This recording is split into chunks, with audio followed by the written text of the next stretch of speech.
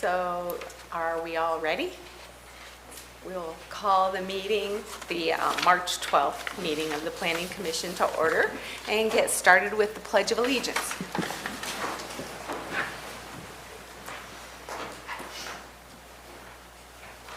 Allegiance to the flag of the United States of America and to the republic for which it stands, one nation, under God, indivisible, with liberty and justice for all.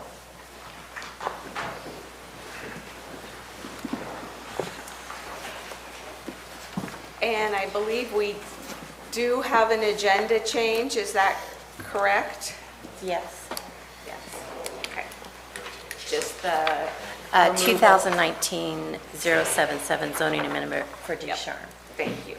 It will be continued to March 26th. Thank you. So this is an opportunity for the public to speak to the Planning Commission on any item that's of interest or under the jurisdiction of the commission and is not posted on the consent or regular agenda. California law prohibits the commission from taking action on any matter which is not posted on the agenda unless it is determined to be an emergency by the commission.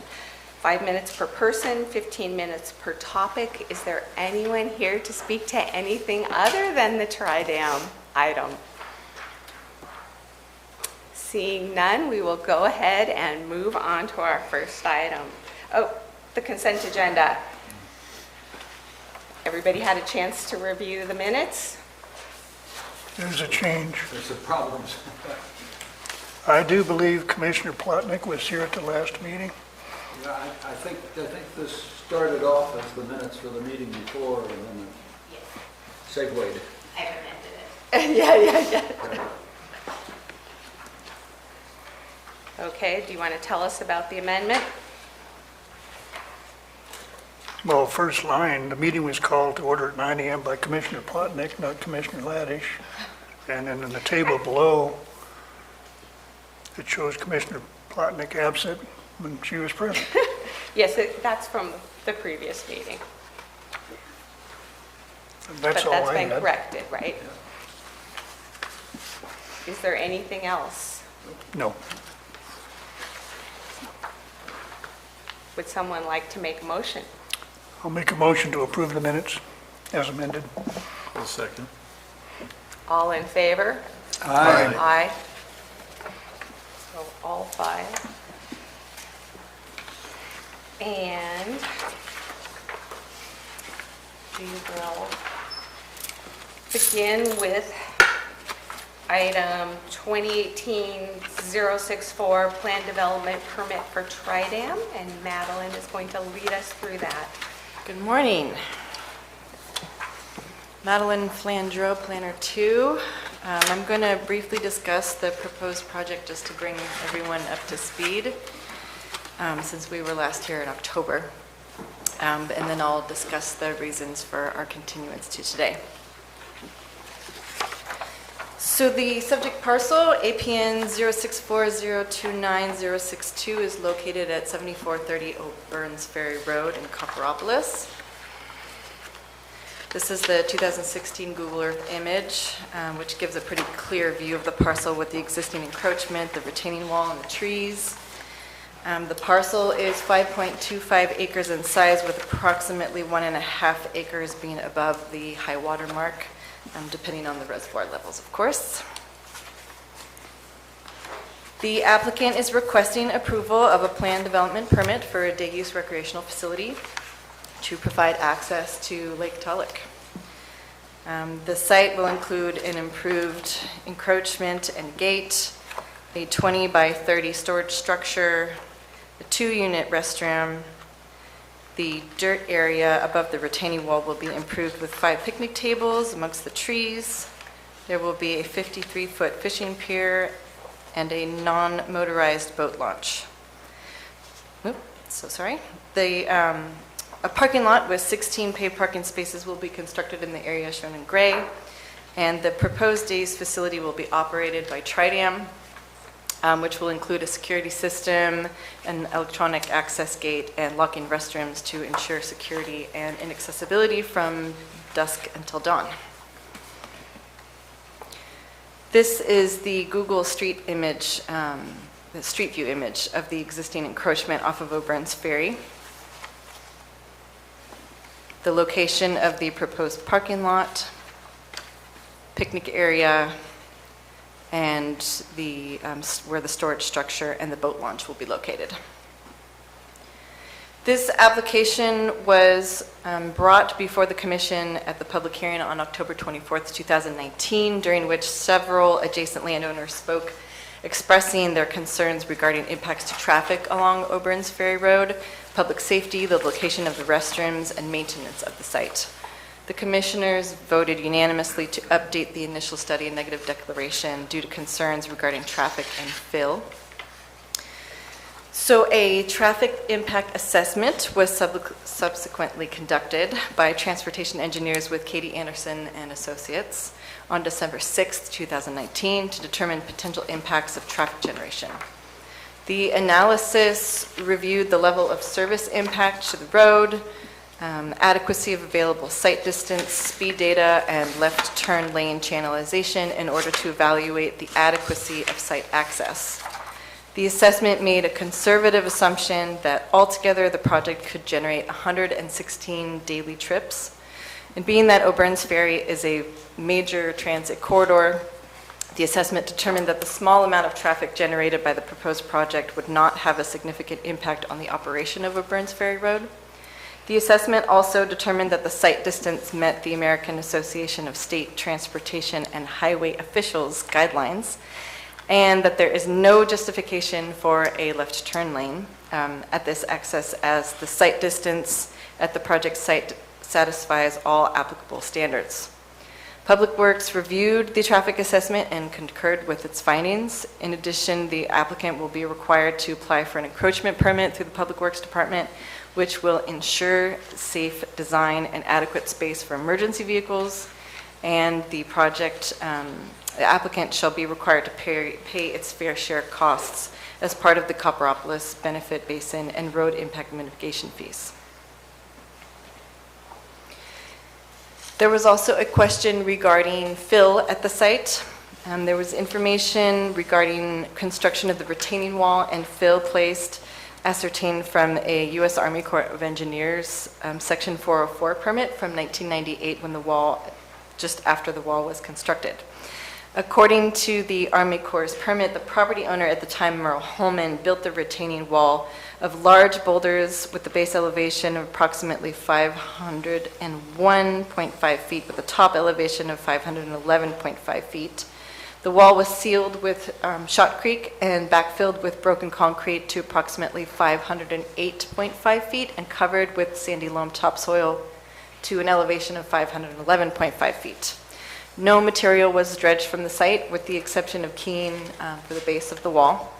And according to the permit, approximately 2,000 cubic yards of fill were used to fill behind the wall and to finish the northeastern section of the project to tie back into the shoreline. And this is one more photo I was able to get from showing the construction. The findings of the traffic assessment and information from the Army Corps' permit were included in the updated initial study. The updated initial study and negative declaration was distributed for a 30-day review and comment period from January 9th, 2020 through February 9th, 2020. 2 comment letters were received from neighboring landowners regarding traffic and boating safety, as well as the access easement, which was discussed previously in the last staff report. The comments received were addressed and did not raise any new potentially significant impacts.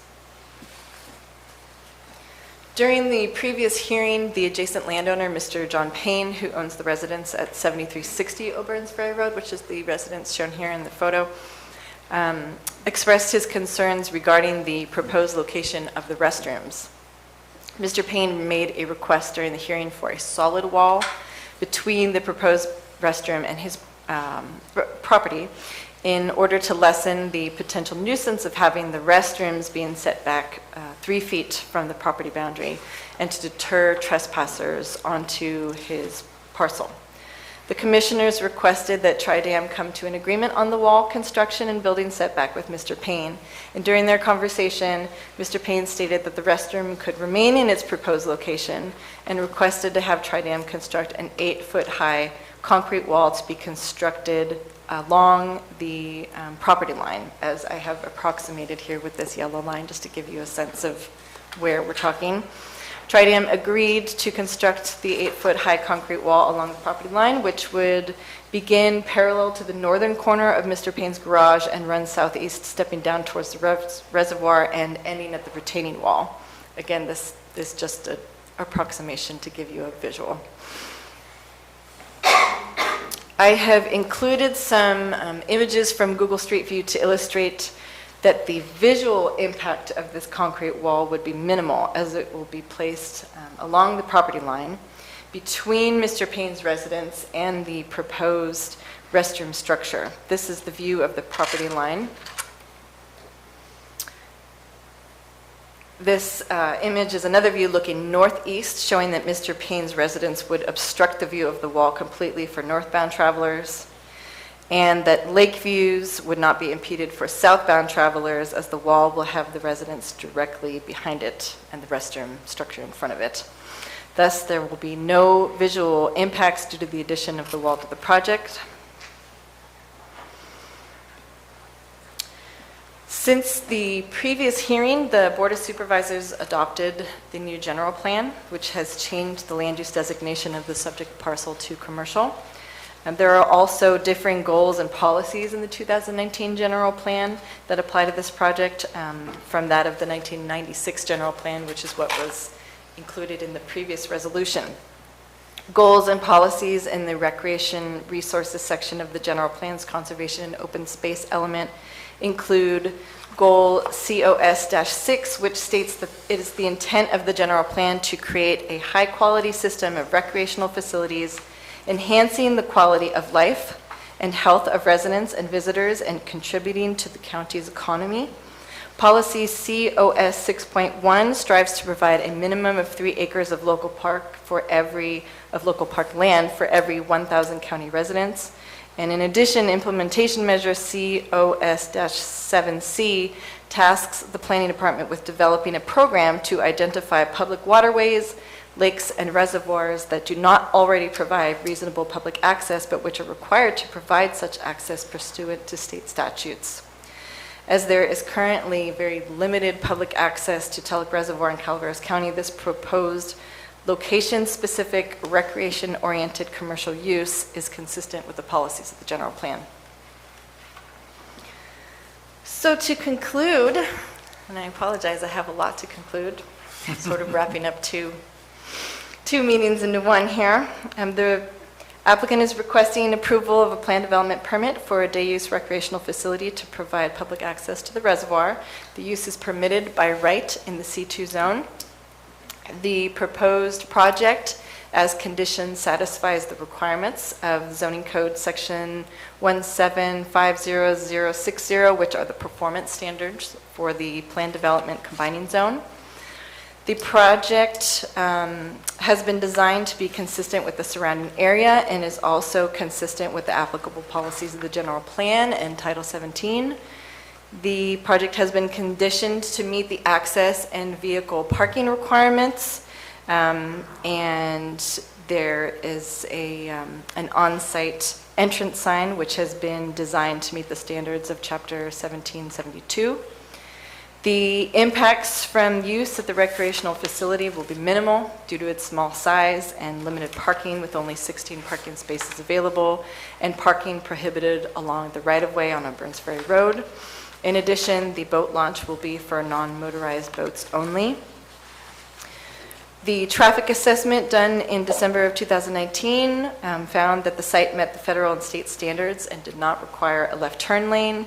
Public Works Department concurred with the findings of the assessment, and as well as reviewing the plan development permit application and determined that the existing access requires an encroachment permit and further improvements are required. In addition, all issues which were brought up at the previous hearing regarding traffic safety and fill at the site have been addressed in the initial study and negative declaration. Comments received to the recirculated secret document were in regards to concerns which were made previously, not the topics which were updated, so this did not raise any new potentially significant impacts. Tridam has also come to an agreement with the adjacent landowner on the construction of the concrete wall, and staff has determined that the wall will not impact aesthetics due to its location between the two structures. And that's all I have. And there are lots of people here, from representatives from Tridam and neighbors, and I'm sure you all have lots of questions, so let us know. I do have a lot of questions, but I think they should probably wait until we hear from Tridam and the neighbors. Does any member of the commission have a question for Madeline before we hear from the applicant? Yes, I do. Just one, and that is I will have more later, probably. In the March 10th, 2020 letter from the Lakes, there's an Exhibit 5, and it has cites section 17.36.060, and you specifically mentioned that 17.50.060 requirements have been satisfied. And I'm just wondering whether that 17.36.060 applies here, and if so, what you would have to say about the landscape screen and fence combination that apparently is required. Is that referring to when a C2 zone is adjacent to an R1 zone and the landscaping? Okay. It's a C2 zone. The residence, Mr. Payne's residence that's adjacent is zone C2 as well. Even though there's residence, it's not R1 zone. What about the other neighbor? The other neighbor is also, Mr. Frazier, the parcel to the north, I believe, is zoned A1. There are no R1 zonings adjacent to this That lot. seemed to answer. Thank you. Just making sure I'm remembering that code section. Would the applicant like to make a presentation? Yes, ma'am. My name is Susan Larson, and I'm here on behalf of the Tridam project. First and foremost, I want to thank the Commission for the opportunity to have our project back before you today. And after thanking the Commission, on behalf of myself and that of my entire agency, our two partner districts, Oakdale Irrigation District and South San Joaquin Irrigation Districts, I'm here to commend your planning staff. Specifically Ms. Flandreau and assisted by Ms. Lewis. We, throughout this project, have felt that they've exhibited polite professionalism and believe they've taken a very thorough approach to the project. So I want to commend them both for their work on this project. And I'll keep my comments to try to keep them fairly brief because as Ms. Flandreau indicated, our entire project team that's worked on this project is here today. We have Mr. Ken Anderson. Katie Anderson is here in the event that there are questions. We have Joe Murphy, who spoke at the last Planning Commission meeting about some of the issues pertaining to easement. We have our new general manager, Jerem Zimmerman, in the white shirt, who comes to us most recently from the Bureau with an extensive hydroelectric background. So we're pleased to have him join the Tridam team leading us into the future. We also have Matt Weber, Downey Brand here. So we are here to answer any questions. Although we believe we've done our very best to answer them, we are prepared today to answer additional questions. By way of just brief history, as I was thinking about coming in here today, I thought about how we got here. And I just wanted to sort of brief the Commission and others who may not have known about it. Tridam's license at Tulloch, as issued by the Federal Regulatory Commission, was issued most recently in 2006 for a period of 40 years. We anticipated, because in the number of hearings that led up to approval of that license, 40-year license by FERC, there was discussion of the need to have public access to the reservoir on the Calaveras side.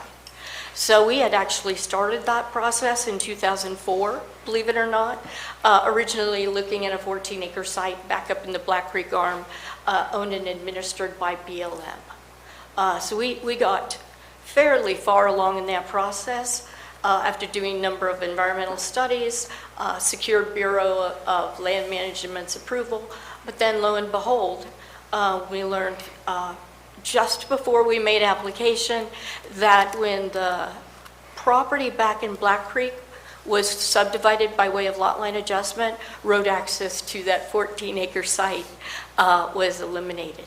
So it became that if we were to move forward with that, although the public has the ability to use that site, they'd only have to get to it by the water. So if you were already on the water, you could get to that site. It's a beautiful 14 acres. We've subsequently, with the BLM's permission, installed an osprey platform and other turtle basking stations, things like that. Anyway, after that did not work, FERC said, this is really important. Public needs to have a way to get to that reservoir. In the event that they're not lucky enough to own on the reservoir, or they're not able to go down to the South Shore facility, which is truly the only public access to the reservoir. FERC directed us to look at every single piece of property on the Calaveras side, and actually after submitting that data to them, they asked us to, they noted that the county had a 10-foot wide public access easement in between Calypso and the currently Drifters Marina.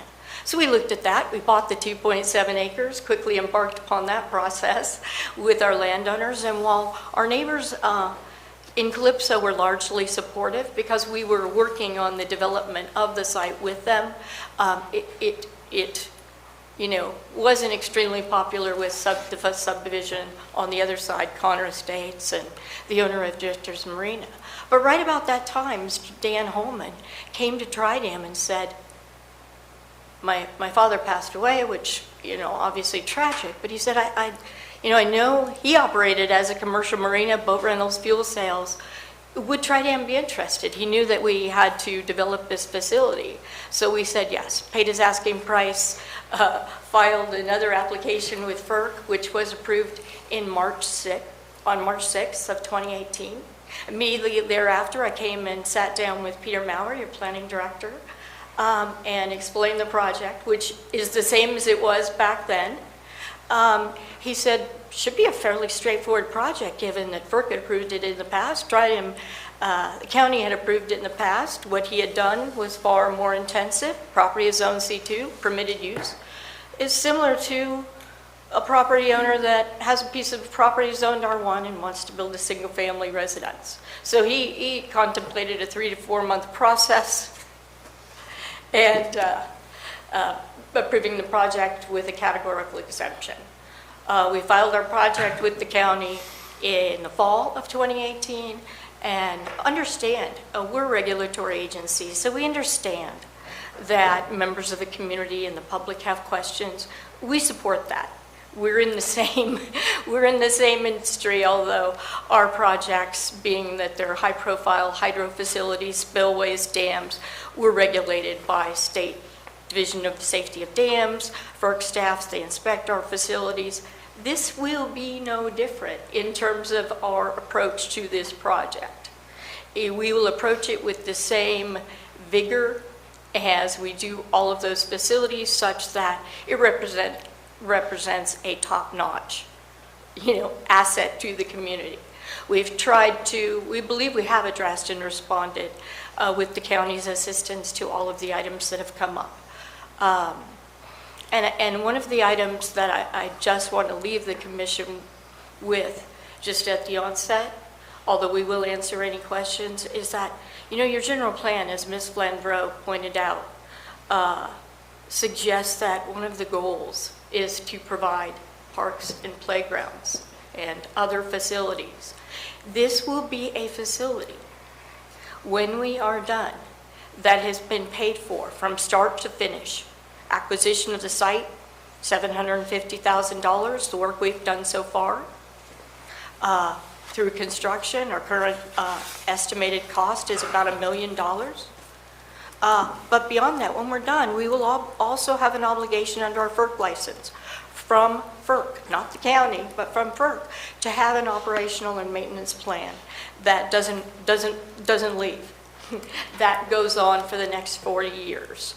So, and none of this is paid for by any taxpayers in Calaveras County, Tuolumne County, or surrounding regions. It's completely paid for by our agency and our partner districts through hydroelectric revenues that we generate. So I wanted to make that point because although you don't see them in the audience, largely because I think most folks are, you know, busy at their jobs, we get calls. I typically get some weeks, a couple calls a week saying, when are you going to have that for us? You know, most of you are quite familiar with only a half a mile from the site. We had a significant trespass problem. The county of Tuolumne, the county of Calaveras had a significant trespass problem where people were parking on the Tuolumne side of the bridge on that little turnout and we own that property there. They were trespassing and walking up on the rocks. There was graffiti. Sheriffs were getting calls. We Tri-Dam were the ones that were proactive in approaching the counties. We paid for the work that was done on the Tuolumne County side, but now, you know, since they can't go there, people are using our site now. We just really are anxious to go forward and build a project that we're proud of and the county is proud of, and hopefully our neighbors are proud of ultimately as well. That is our goal. Thank you for your time, unless you have any initial questions for us. I have just one. Yes, sir. The staff letter in response to one of the lake's comments said that the proposed building on this site will not be used as an office space by Tri-Dam. The site plan that's attached describes it as an office/agency building. So I think that some of this was gone into last time, but could you tell us what that building will be used for? Well, our intention is to use it as a utility building to store cleaning supplies, things that we need to support our ongoing maintenance and operation of the facility. So cleaning supplies, we are responsible for placing buoys on the reservoir. We have other things that we do on the reservoir. If we're putting buoys, this particular area is within a 5-mile-an-hour zone. We're out on the reservoir at least once a week during the peak season. We work hand in hand with Tuolumne and Calaveras Marine Safety Units. We might put buoys there. Originally, the thought was that if we could do it, we might offer it to local law enforcement in the event that they needed, the ability to store items. That's our intent, though, it's just to support operations of the site. Okay, and then the description in the site plan doesn't seem to me to be entirely accurate. In the event, it's an office, it can be an office, it's Zone C2 that would permit that. In the event that we wanted to put a desk in there, that's the intent. So I believe it is as accurate as it can be. There might be a desk in there for someone that is doing work on behalf of Tri-Dam that needs to go in there, write down some notes, write in a maintenance plan, write out their list of supplies may be needed. It may be helpful for us to store paint in there in the event that, we need to repaint facilities. That's the whole intent. There certainly very well may be a desk in there. So some sort of office, functions will take place. Might be a copy machine as well. I believe last time you said that there might be a public safety vehicle or something stored in there. It's certainly our intent to offer it. Or possibly a small Yes. office. Yeah. But it's only to support our project, our facilities. We're not intending to rent it out for office space for, a CPA or someone that's looking for office space in the vicinity. And is it your intent to not have it used daily as an office? I mean, should we be contemplating how many parking spaces should be used by this? It's not intended to be office space for our agency on a daily basis. There may be peak times during the summer that our staff is in there on a daily basis. I'm typically down in Copperopolis daily looking at inspections and other things, I might stop in there. I might, certainly we're all going to be, everyone at our agency is going to be tasked with keeping an eye on this site, and to the extent that we need to stop in there to check on items or respond to issues, we'll be doing that. But you don't intend it to be a permanently staffed 9-to-5 office No, 5 sir. days a week? No, sir.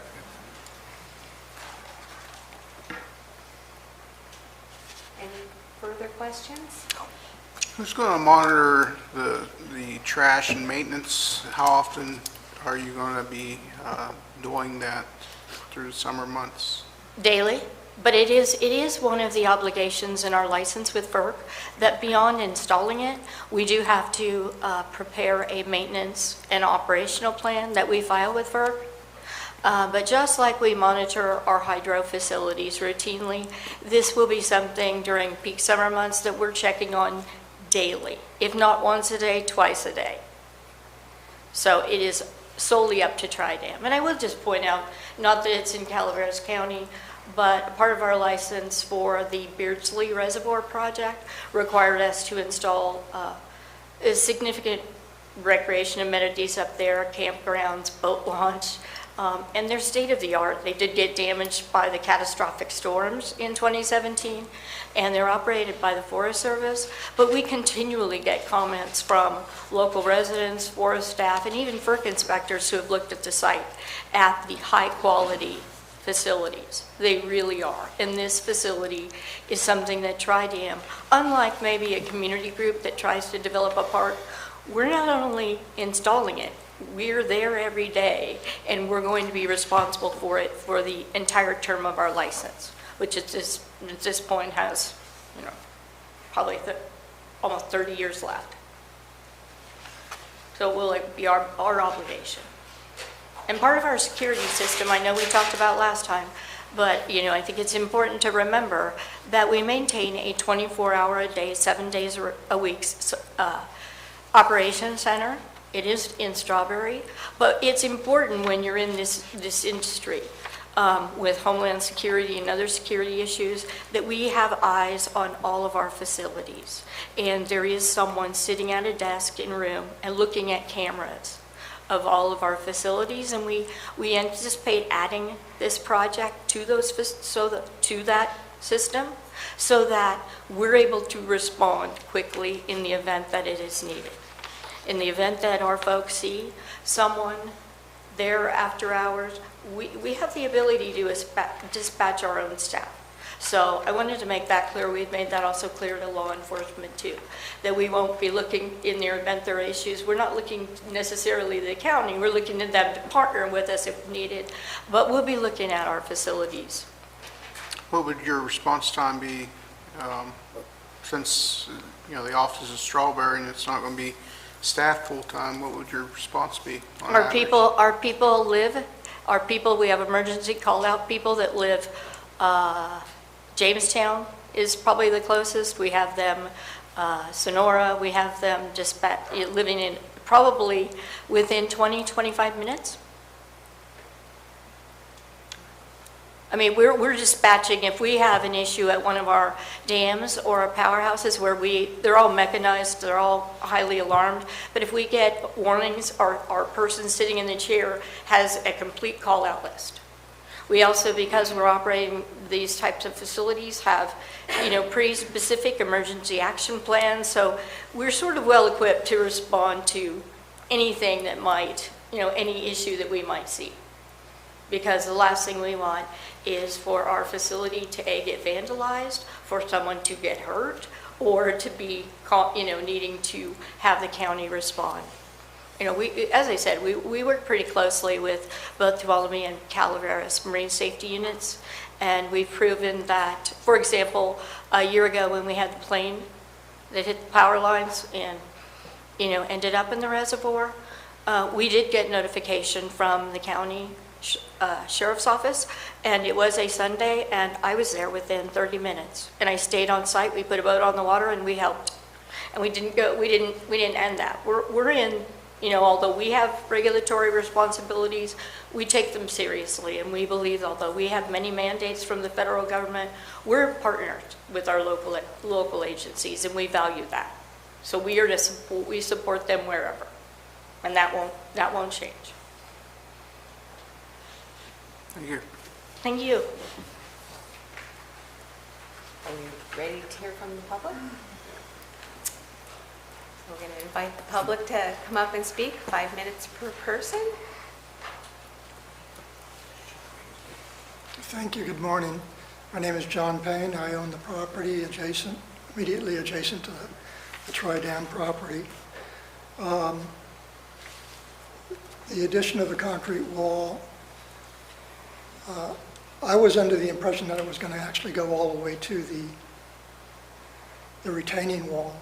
Right now, the way that the concrete wall is put in, or is planned, will leave a 23-foot opening beyond, in front of the garage, which my concern is still the trespassing issue. How do we prevent people from going back and forth across my property if there's no barrier there between the park and my driveway? But I do appreciate the fact that they are willing to put a concrete wall in there that'll restrict some of the noise levels between my property and the park. And the bathroom location, I mean, originally I preferred to have it somewhere else. I guess I'm willing to have it next to the concrete wall at this point. I don't know whether that'll devalue my property in any way or whether the park will devalue my property. I am concerned as far as with the public at night coming up to use that park. It may not be people, it could be people locally. If they were on the Tuolumne side, what's to stop them from coming over, and the teenagers coming over at night, and swimming over to the park and using the park? If the security takes care of it, fine. But that's just a concern that I wanted to mention. The trash receptacles, I assume, if they're maintained daily, that's fine. It didn't indicate if they were self-closing or not, or whether they're just going to be open trash containers. But if the maintenance is done daily, then that shouldn't present a problem.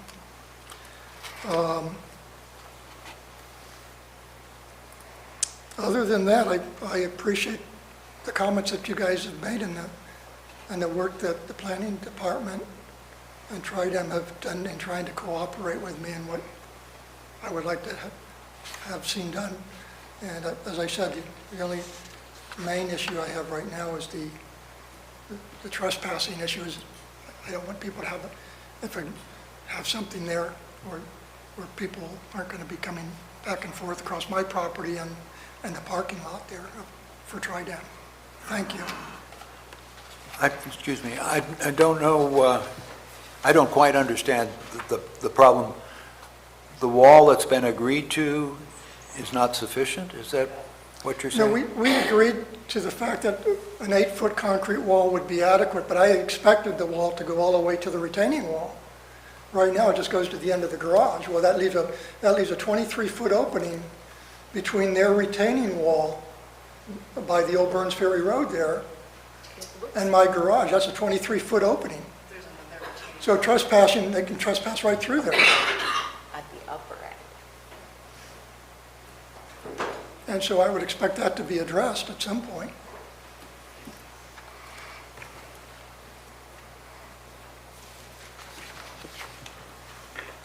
Thank you. All right. Hold it till the end. Would the next person like to come on up?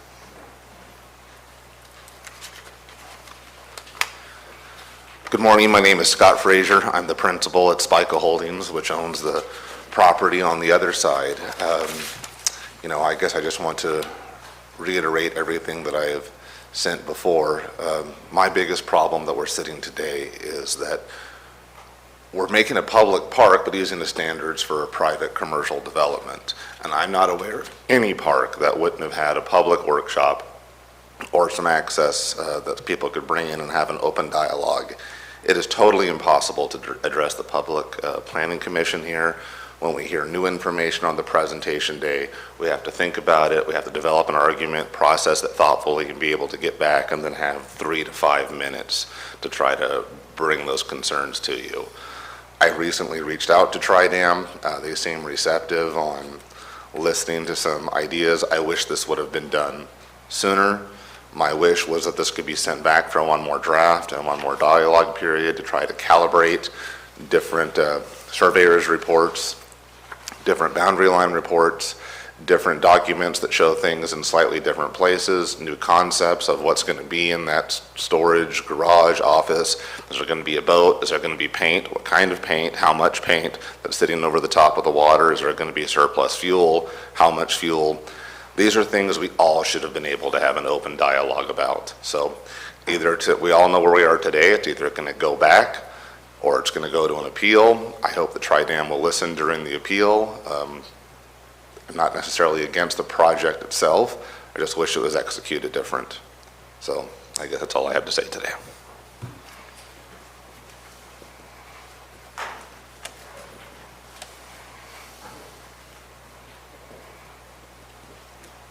Hello, I'm going to read some information that John Stivers sent in, and then I have a couple comments.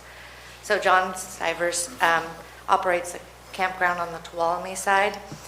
I'm going to just read it verbatim. My thoughts on this are the following.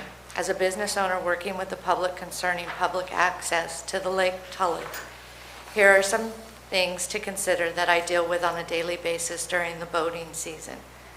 Number one, consider charging for the use of the facility.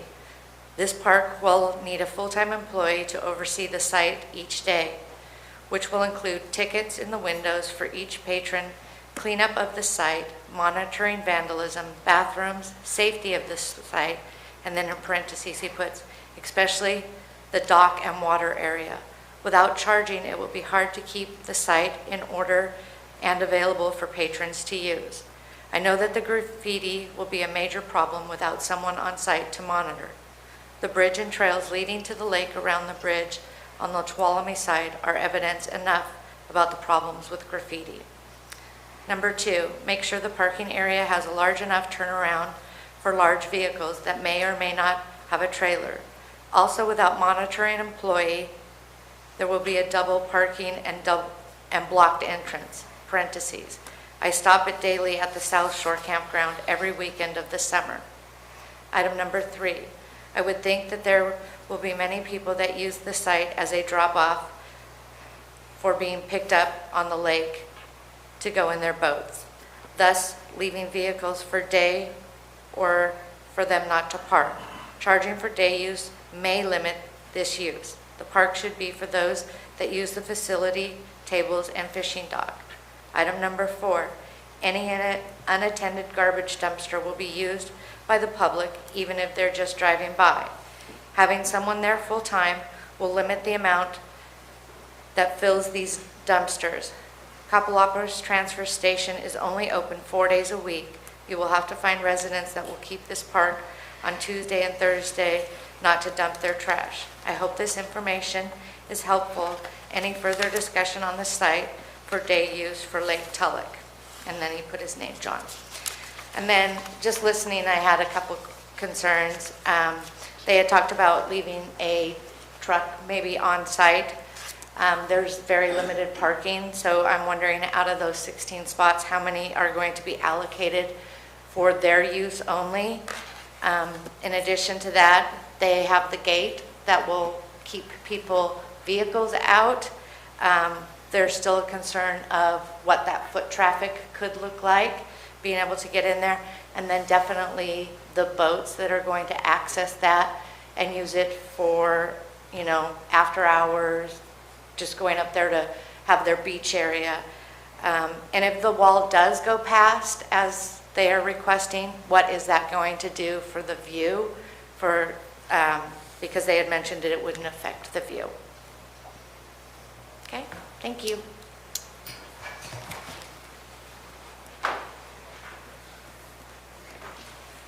Is there anyone else who would like to speak?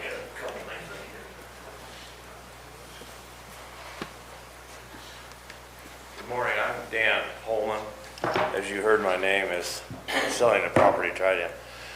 I don't have an issue with this project. I have an issue with some of the safety factors that's going to occur. The rock wall is very, very dangerous, very fractious. It'll tear your skin up. So is this a floating pier, a solid pier? Is there a fence? Remember, Tulloch Reservoir. The water in Tulloch Reservoir, as the wave action happens because of the bigger boats, causes the bathtub effect. It'll push you against the wall, it'll drag you away from the wall, it'll push you back against the wall. So there is some safety factors along that wall. Is it a swimming area, non-swimming area, floating pier, solid pier? The access for the carry your kayak lodge, of course that has to be a floating pier because you're not going to get one up above. So there's issues like that. Safety's big, okay, really big. So you might want to address where the fences go. I sent a new drawing to Madeline on the correct elevations of that property, okay? We did that at one of the projects my dad was going to do, which caused that retaining wall. The upper retaining wall is in the wrong place. The lower retaining wall is the one that was approved. The upper retaining wall was never approved, okay? So the setback from the road and that you might want to look in adjusting where that really goes. If you have, it shows on the drawing that I saw the 20-foot parking stall, right, Madeline? And then a 26-foot setback. So there's going to have to be some groundwork there because there isn't that much distance there now. So somewhere in there, that one wall where the landscape area is has to be moved back. And the reason I think that that wall didn't continue by John's house, Mr. Payne's house, is because that's an easement. Okay? So you want to look at some of that stuff too. Okay? My concern, which I really don't have a concern because I haven't been on that lake in 8 months, but the safety of that wall. Be real careful with that wall. It's not a riprap wall, but it has all the structure of a riprap wall. It's called a freestanding stacked rock wall. Okay, it's very solid. It's also very sharp. It's basalt rock. It's lava rock, so it will cut you. Thank you.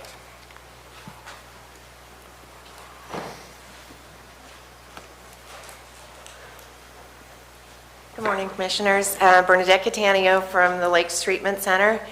And I'm sad that I only have 5 minutes to speak because, like Susan said, this has been going on in my world for basically the last 20 years. I was the one that brought up the problems with the BLM piece being landlocked some odd years ago. I was the one that worked with John Martin from Drifters to find out all of the issues with doing day use there. Back in 2002, there was a SPLAT report when they were redoing their license that basically said that they needed to do additional public access on the Calaveras side, preferably the Black Creek arm. And in that, in their license application, there were misrepresentations that the resort at Lake Tulloch was public access as well as Drifters Marina. So FERC had information that was misrepresented in the license. Had that SPLAT report not known that it really was private, that makes it so there is no public access for launching. There would have been a whole different set of requirements for this day use park. There are some 20-acre pieces available. I spoke to Mr. Bianchini. He owns 3 or 4 of them for $750,000 is what he would sell them for today. This just had this talk with him last week. So Trident paid $750,000 for, which is not a 1.5 acres, as they said, above water. You can do the Google app measurements on that, and the disturbed area is about right around 1/2 acre, okay? So that's a misrepresentation in this plan as well, which there are many of them. Losing my train of thought here, but there's also nothing about lighting. Again, any time of day, there can be boats on that lake at any time. People will be able to access this property from the lake 24/7, 365 days a year, okay? The traffic assessment, we feel, was a joke. We feel like the commissioners asked for a site-specific, project-specific traffic study. The figures that were mostly used were from 2009. We need to look forward as to what's happening and what's happening now. And as good planning goes, which there has been piss poor planning in all of Calaveras County in regards to parks and things like that. Because if there were, when that big, huge Poker Flat subdivision got approved and Connor Estates, there would have been something set aside for a nice launch ramp and whatnot. So this being here, it's not safe on the road. You will not be able to go back and ask Tridem later on to put a turn pocket in when you really realize that it was needed. 100%. As close to our driveway as it is, if Madeline puts the picture back up that shows the one with O'Burns Ferry Road, you can see that the one that actually says O'Burns Ferry on it, that one.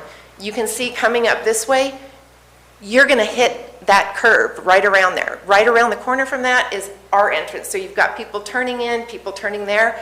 I literally can come up to where that turn is to when I'm coming from Sonora, and I have to stop and make sure somebody's not coming around the corner, or I'm going to get whacked going into my own business.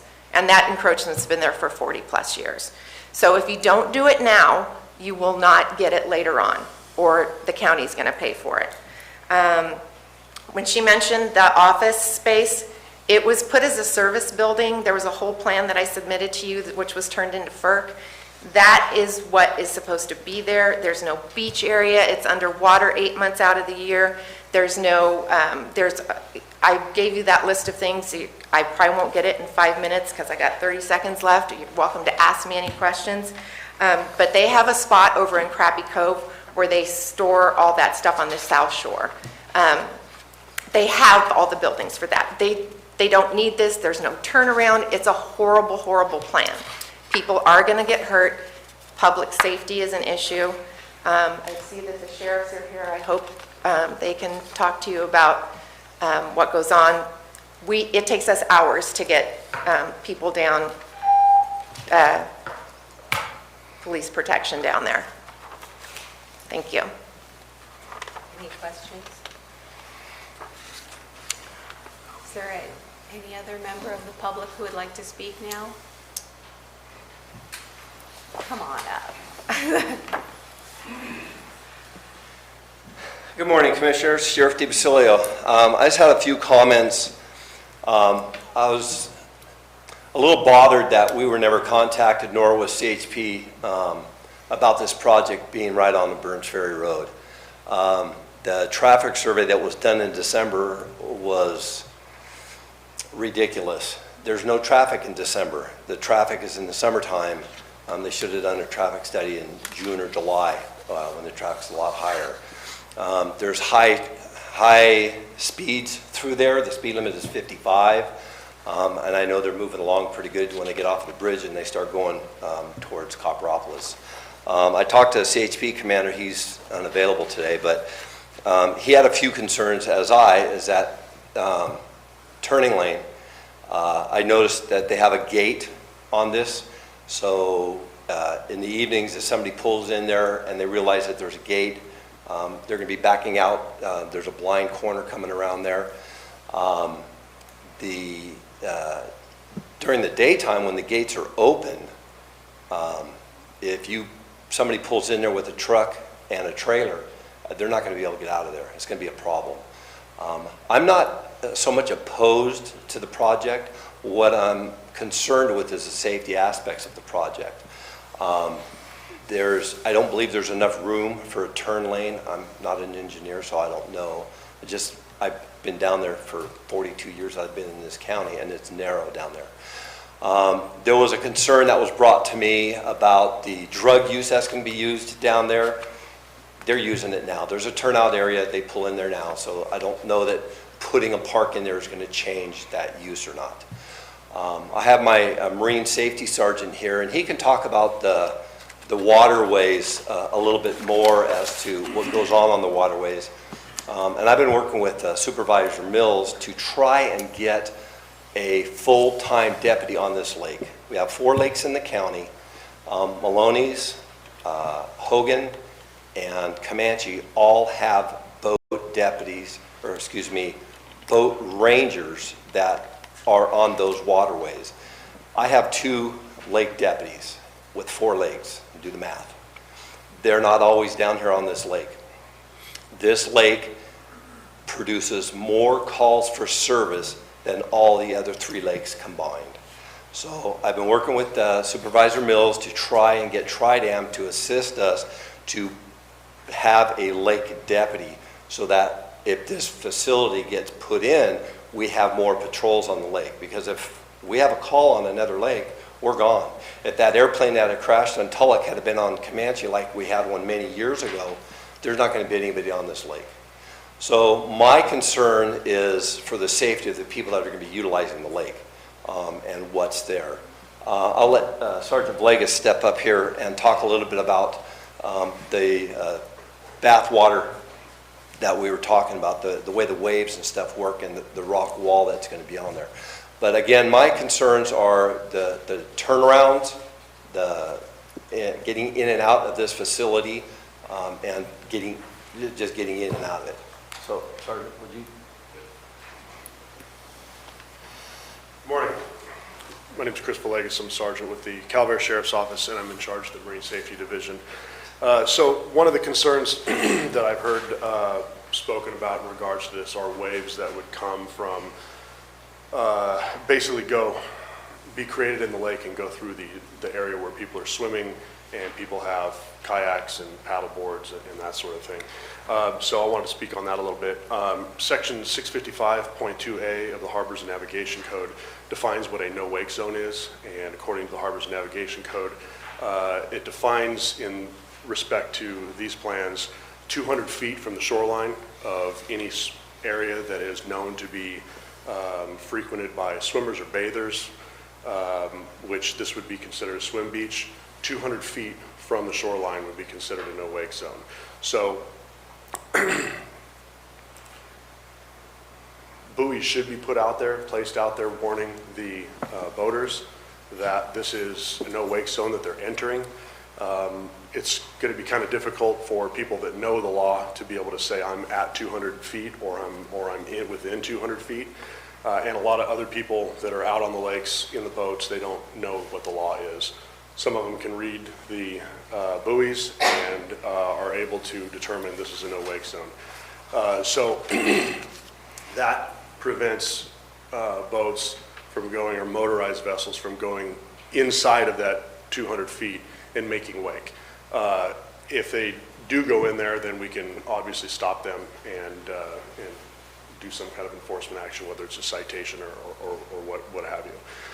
So the issue on the outside of that no-wake zone, some of our motorized vessels, large vessels, wakeboard vessels, are creating a large wake on the outside of that no-wake zone, which is traveling through the no-wake zone and into the swimmer's area, which could impact a swimmer or somebody up against a wall by pushing them up against there, or somebody falling off a paddleboard, that sort of thing. That problem, there's nothing that we can enforce as far as that goes. That is also a problem on every single waterway that has motorized vessels and swim areas. So this isn't something, and this is an issue in other parts of this lake as well. So I wanted to make sure I point that out. This isn't something that's specific to this. This happens everywhere. This happens on the Delta. This happens on every lake and waterway that they have swimmers and motorized vessels. One other thing that can be done as well as far as buoys, there's not going to be any motorized vessels allowed to launch from this area. So the buoys could be put up and they could be no entry buoys for vessels that do have any motorized vessels. They would not be able to enter that from the lake in. So that would prevent boats from coming in and being around swimmers, which can create an accident regardless of how fast they're going. If they're going slow, we could actually stop them, remove them, or write a citation to them for being within that area. So those are concerns. They're not concerns specific to this. They're general concerns, again, that happen on every lake. As Sheriff DiBasilio said, it is difficult. It's impossible for us to enforce something that we're not there to see. So if we are on that lake, we are able to see the violation happen, we are 100% absolutely going to take enforcement action of some kind, or education. We do a lot of educational, we have these booklets here from the California Department of Boating and Waterways that they're called the ABCs of Boating. It's a very, very good booklet. In fact, I can leave one of these if you guys would like. It is, goes over all the laws and that sort of thing for boaters to understand. So a lot of times, if we make a vessel stop out there, we might write a citation, or we may give them one of these, or we may do both. So as Sheriff DiBasilio spoke about, we are limited as far as our resources on the water. He talked about the plane crash, that if it would have happened on another lake, 3 weeks prior to that, we had a missing person on Pardee, and we were down there. All of our units were down there. In fact, a lot of the units in California were down there. So that took us off of that lake, off of all the other lakes. Had that happened in the middle of June or July, there would be nobody on this lake to conduct any enforcement action. So thank you. If you have any questions, I would be happy to entertain them. Yeah, I do. Yes. Are there places on other lakes in this county where buoys have been put up to tell people that it's a no-wake zone and motorized vessels can't enter it? Yes, sir.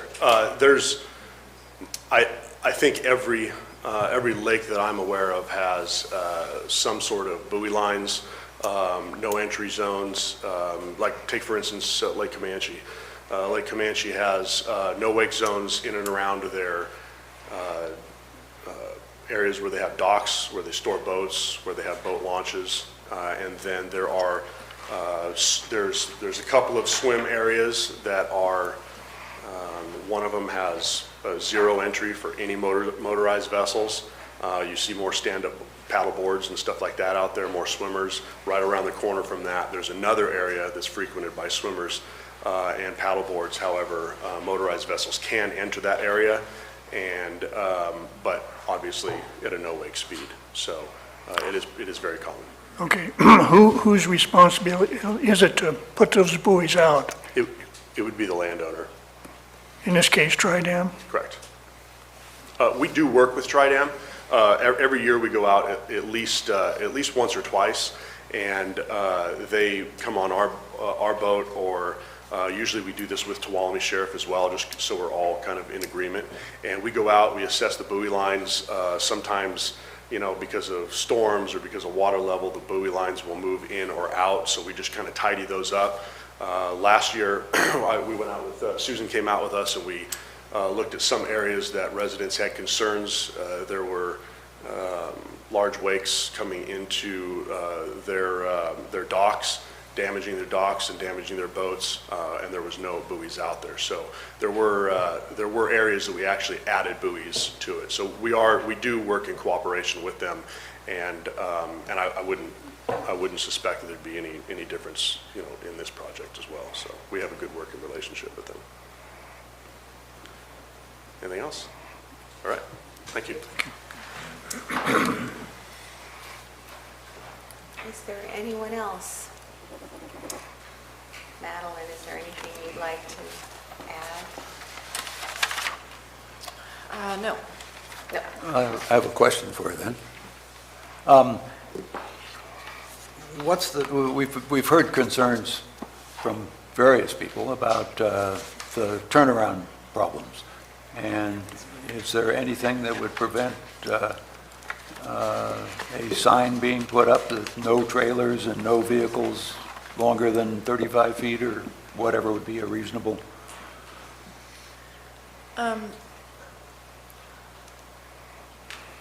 Robert Packinger from the Public Works Department is here, and he might be able to discuss the application process for the encroachment and answer any questions that you might have regarding that. Robert, I noticed he was here and kind of hiding in the back of the room. he would be better to answer. Come on out. Your time is here. Good morning, Robert Packinger, Department of Public Works.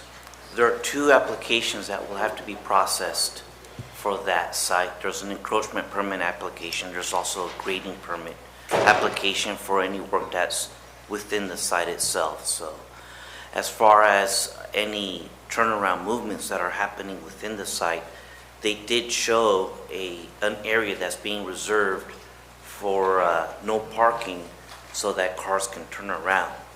So that's the area where if people were to come in, they can use that to get in and then back out. As far as using something that is a long vehicle or something with a trailer, when the time comes with the engineering, they could give us some turning templates and show us how they propose to accommodate larger vehicle movements within that parking area. That's something that they would do. And that would be a part of the encroachment permit No, process? sir. The encroachment permit would be for the work that's happening out on Burns Ferry Road. The grading permit would take care of what's happening on site, within the site itself, outside of the road. So it would be the grading permit that could encompass the turnaround questions? Right. They'll have to show us how they propose to accommodate truck turning movements or whatever else that they intend to do in there within the site. If it's determined that there just isn't room to do that, could there be signs limiting the type of vehicles that go in? They'll have to put something up to make sure that the vehicles that are allowed in can turn around. Okay. Thank you very much. You're welcome. I got another question. There's a project going on O'Burns Ferry Road, right in the vicinity of Lake Tulloch Shores, the entrance there. What's that? Is that a passing lane, or is that going to be a left turn lane? That project is a left turn lane. It's at Dutchess Drive. Thank you. The other question I'd have for Madeline is the question of buoys, which, I mean, I certainly intend to ask the applicant this, but you would have no problem with having an arrangement for the applicant to set up buoys to restrict speed and access? Absolutely. I think it's a terrific idea, but Susan can probably talk about that. I'm assuming that's part of their operations plan. Right. Yes, I'll try to briefly go through. I've been keeping notes on all of the comments, so I'll briefly try to run through them. Mr. Payne and his wall, although we've talked several times between October 24th and today, he did on the way coming in here mention his suggestion that it go farther, which we had not known up until today before the meeting, but I thought I'd go ahead and let him express that condition, that concern to the Planning Commission. We did look at that, and actually, as one of the other speakers mentioned, there's an easement in there, and it probably makes some sense to keep a pavement there between the sites to maintain connectivity in the event that there was an incident at the treatment center or at Mr. Payne's vacation rental, that a vehicle could use our encroachment to get out if needed. But we can certainly install some type of see-through gate and signage there to prevent unauthorized access along that portion of the paved area. Had we known it in advance, we would have already done that, but I think that's easily addressed. And as well as signage on there. We don't want, nor do we think people coming to a park will want to trespass, but we don't want that. I think what we might find, and as we've found in the past, that people that are staying at the vacation rental might want to, we've seen them come over in the past and have coffee in the mornings. They might want to do that. And certainly if it's during daytime hours, we want to allow that. So I wanted to at least address that item. Mr. Frazier and his ability to speak with us, we've been readily available, and we have reached out many, many, many times. Most recently, over the last week and a half, he sent an email to which we responded to in about 30 minutes, offering to speak, and we're certainly willing to speak and speak and speak and speak. But we're talking about a small park here, provide the public with day use access to the reservoir on a site that is permitted, and that was used far more intensively without any incidents that we're aware of. So I wanted to say that we've attempted, and I know that Mr. Frazier had the flu last week, so perhaps that didn't happen, but we can talk leaving the meeting, we can talk going forward. We're going to be here for, many, many, many years, decades. So I wanted to bring that up. Mr. Stivers' concerns, we work with Mr. Stivers quite often because he is the operator. That property is owned by California Division of Fish and Wildlife, but it's leased to Tuolumne County. They in turn enter into a concessionaire's agreement for the operation of the South Shore facility, which, as many of you know, there's a 6-lane launch ramp, a massive parking area. It's a campground. It's much more intensive. But in terms of his issues, consider charging. Our March 6th, 2018 order from FERC and prior authorization from FERC gives us the ability to charge if we need to.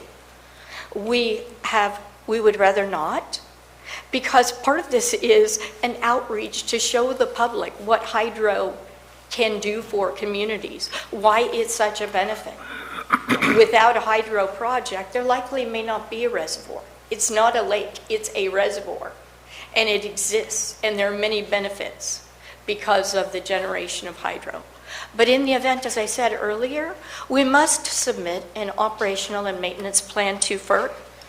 And while we like to think that we'd like to underwrite that and not have to charge if we need to, we have the ability to do that in the future. But as I said, we'd like not to do that. Vandalism, super important issue. We face this on all of our facilities. People like to walk along dams, they like to climb fences and graffiti power plants, dams, spillways. That's one of the reasons we put cameras on there. And this next comment about graffiti ties into Sheriff DiBasilio's comment. Because it's completely shocking. I'm shocked because I know this project was sent by the planning staff to the Sheriff's Department.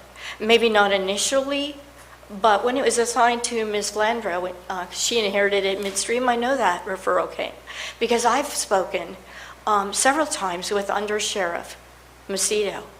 And he actually looked at the elements of our plan and suggested that, one of the things we learned when we developed, I think it's the park here in San Andreas, that if you install ivy or planting around your buildings like the restroom, that helps deter graffiti.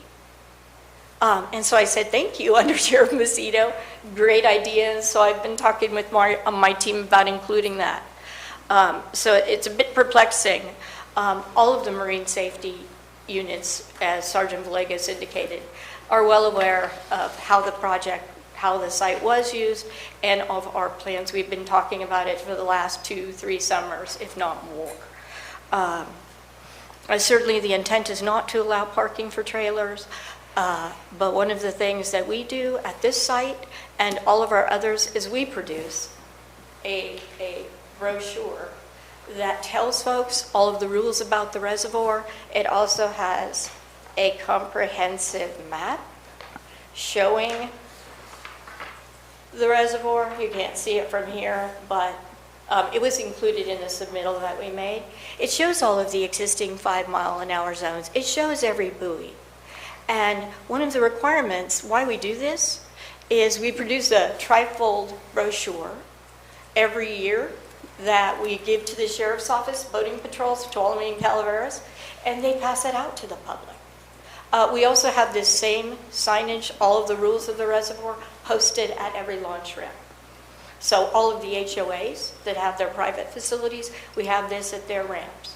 One of the salient parts about this map is that you'll see the entire area that we're talking about already is designated as a 5-mile-an-hour zone.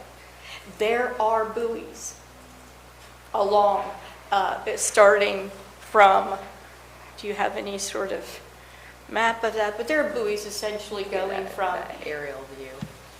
there are buoys going from the treatment center all the way to Mr. Frazier's vacation rentals as well. So it already is zoned. It's designated with our buoys that we've installed, we place. They all clearly say on the outside, they used to say 5 mile an hour, but because we work so closely with the marine safety units, they said with new wakeboarding boats, you can be going 5 miles an hour and still generate a big wave. So last summer, we took all the wraps and replaced them with new wraps that say no wake, and we took off the 5 mile an hour so that we could help law enforcement. You know, certainly they don't want to have to write tickets, but in the event they do. There are buoys out there now. It's a 5 mile an hour zone now. It is a very popular spot, and I'm sure Mr. Frazier would come to the podium and say that people who rent his vacation home, and certainly people that rent Mr. Payne's adjacent, super popular back in that cove there, where the trees end, where our proposed beach area is. People use that area right now every summer for stand-up paddleboards. They're very popular now. They launch, they swim around, they even float on tubes. And so one of the reasons why we like this site when, proposed from Mr. Holman that we buy it, was that area is protected, and it's a great spot to swim. And to my knowledge, we've had no incidents of power boaters zipping past those buoys and, coming into conflict with any of them. But again, nighttime access, I also wanted to bring that up. We'll see that. We'll see that. And we have the ability, as I said before, to respond if need be. We've had folks on our upcountry facilities at night try to climb over fences, and, unfortunately some have perished. We see it, we respond, no matter what time of day it is. And if we have to dispatch our own crews, we will do that. I wanted to also speak about trash. I don't think I spoke. Part of the reason for having the utility building is to keep the trash receptacles in there. Because one of the provisions requested by planning staff is that we not have a dumpster outside. We don't want people to think that if you can't get to the transfer station and you live anywhere, Tuolumne, or we don't want them to think that that's a dumping site. So that's partly what that utility building is designed for. They didn't say we were going to have a truck position there. I said we might keep buoys in there if we were installing new ones on this side of the reservoir. But we do have property on the other side of the reservoir, but we might use them for staging. I also wanted to indicate that, let me just go through my notes and make sure I've addressed, I think that's I've addressed all of the comments unless you have specific questions. Other than just to highlight, this is the first step as most projects come before you. There's much work to do. We are not about to, just like we don't build a dam or repair a dam without engineering studies, compaction testing, soils testing, all of those assurances we will be providing. We're the primary entity on the reservoir that's responsible for reviewing erosion protection devices and seawalls. So we know the type of structural stability that's vital. In terms of the fishing platform, it's elevated above the reservoir. It will be, and it will be sufficiently designed to withstand the load. It'll have appropriate safety railings, etc. I have a couple questions. Yes, sir. with respect to the 23-foot gap in the wall on the O'Byrne's Ferry side, did I understand that you're willing to put a gate in there? Or some type of see-through gate so that, and a sign on it that from our side that says, or his, we can put it on both, we're happily pay for that says, please no trespassing, day use site only.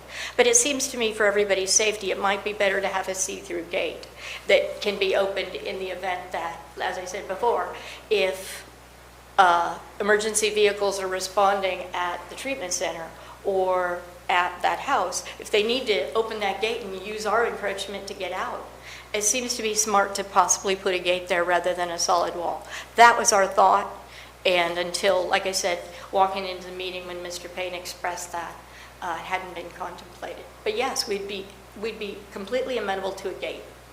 Okay.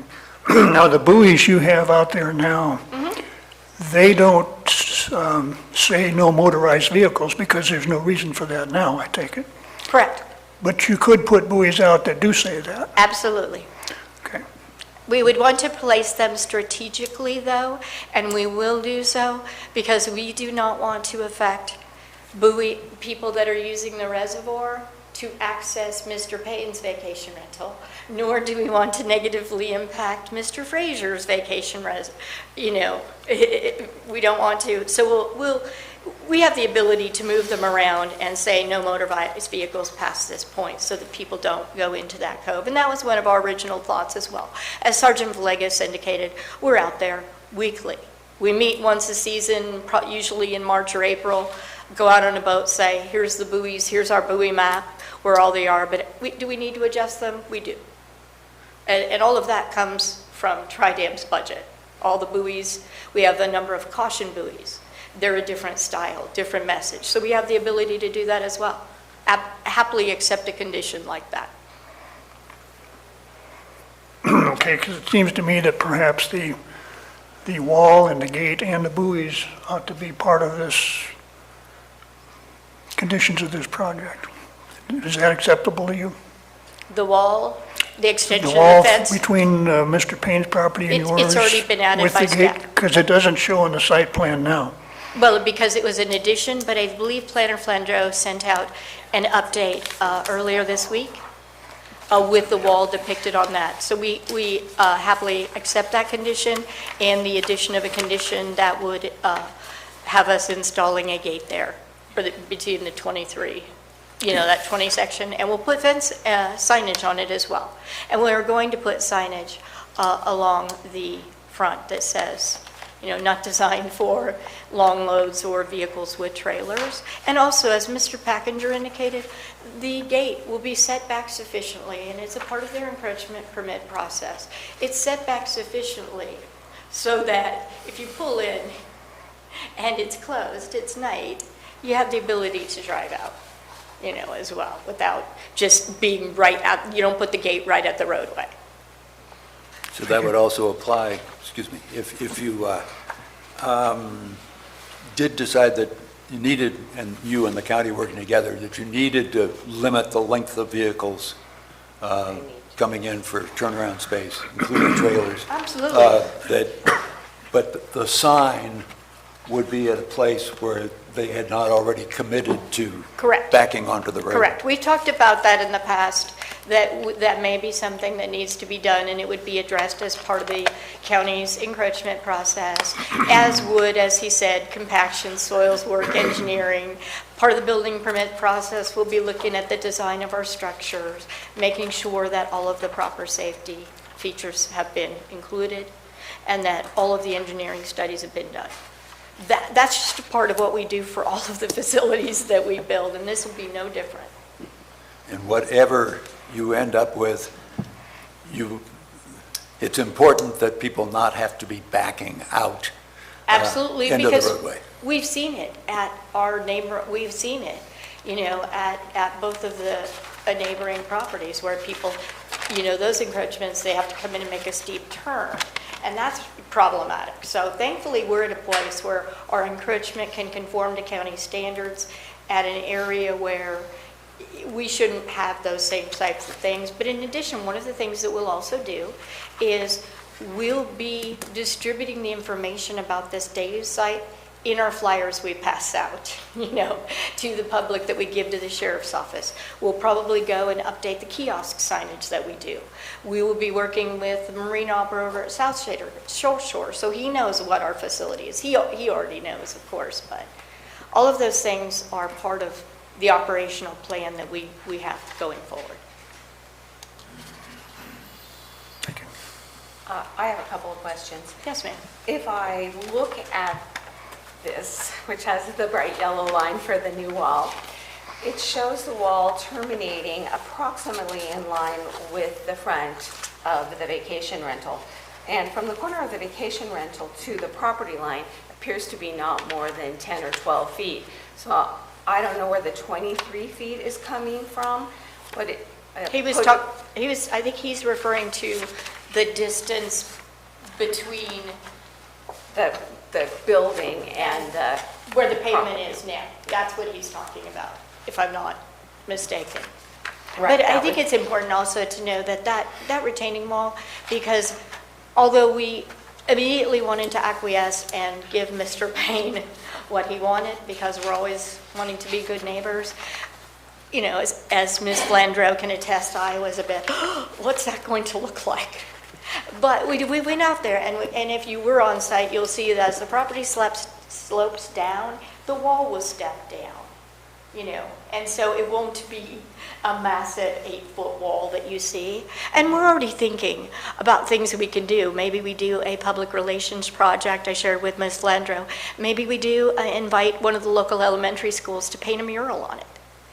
Maybe we put some trees along it. So, we want it to work for Mr. Payne, but we also want to end up with a high-quality recreational site, too, that the county's proud of, along with our agency. My concern is more that there not be an unrealistic expectation that if we were to take 23 feet from the end of the yellow light line and extend it, it would be into the county right-of-way or the road right-of-way. And so it seems like maybe not everybody is understanding where the property corners are, and this question actually leads me into many other things. So much talk of easements, like another easement was just mentioned. Well, maybe the wall doesn't continue because there's an easement, but there is no easement shown on any of these documents or discussed. There's a lot of talk of a different easement that is also not shown anywhere, and that nobody on either side of the issue, hate to call it sides, has provided any document actually showing a graphic representation of these easements. And I am very frustrated by the fact that we don't seem to have a site plan that really makes it clear. If this plan looks great, but when we go back and look at the aerial view, it does not appear, but it could be an optical illusion, that there really is that distance from the retaining wall at the water back to the property line. So I don't know what the basis for this drawing is, what the background site plan was that was used to design on, but it just seems like this keeps coming up. It's like, is this accurate? That's being questioned a lot. So can you tell me what the basis for the site plan was? The basis for the site plan was based upon a survey that was done by a licensed land surveyor, not my guesstimate or, Yeah, no, that's what I want to hear. It is based upon licensed land surveyors surveying of all of the boundaries, because part of what we had to do for our FERC application was to show them detailed boundaries, and once they approved it, we had to go back out and do some additional survey work to update plans with FERC. But I didn't bring up the assertion of that area being an easement between Mr. Payne. I said it's paved area and it might be appropriate to keep it there. Right, I'm just saying that these things keep coming up, and so just having a little clarity on where are these easements? I think our site plan is based upon sound licensed land surveying information. And I did also want to, point out to the commission that We're well aware that easements were brought up when the initial study was circulated. And we did actually, our team went back, that was what Mr. Murphy and his firm was tasked to do, along with Matt Weber, our counsel, produce an exhaustive exhibit. So while the county does have it, and I would assume it was given to the We read committee. the response, we read his letter. So they've all But been again, back. there's no graphic representation that is telling us it's way over here, you know, it's not, it did say it was not on this parcel at all, Right. so I wouldn't expect to see that easement show up on this parcel. But now there was this discussion of another easement. Yeah, There was also We don't call in it that an document, easement. the description talked about a 15-foot easement parallel to the right-of-way. So maybe you guys do have something more. I believe we do, and we also have Joe Murphy in the audience to respond more I just like specifically. to put some of this stuff to rest. Because we have spent a fair amount of time and effort trying to get to the bottom of understanding these easements and their potential effect on So our don't side. go anywhere. Okay. Somebody else might have questions for you. Does anybody else have any questions right now? I have a lot of questions on the traffic assessment, but I think I should direct those Mr. to Anderson? Yes. Anderson. He's here. You can come back I up can go later. away now. Yes.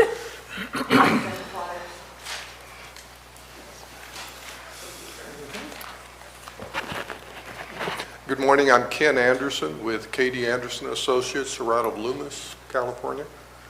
I'm a registered traffic and civil engineer and been practicing in the mother lode for about 30 years. Okay, I do have a number of questions about this. The first has to do with the peak hour traffic volume on O'Burns Ferry Road.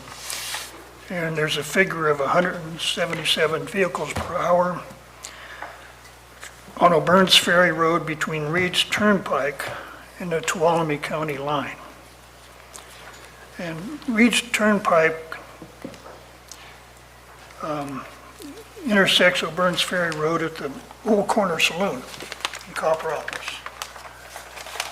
Now, does this 177 vehicles per hour figure include traffic that travels between places south of Reed Turnpike, like Copper Cove, Connor Estates, Tulloch Shores, and the Tuolumne County line? In other words, it originates south of Reed's Turnpike, but it goes past this development, or it comes from Tuolumne into one of these developments.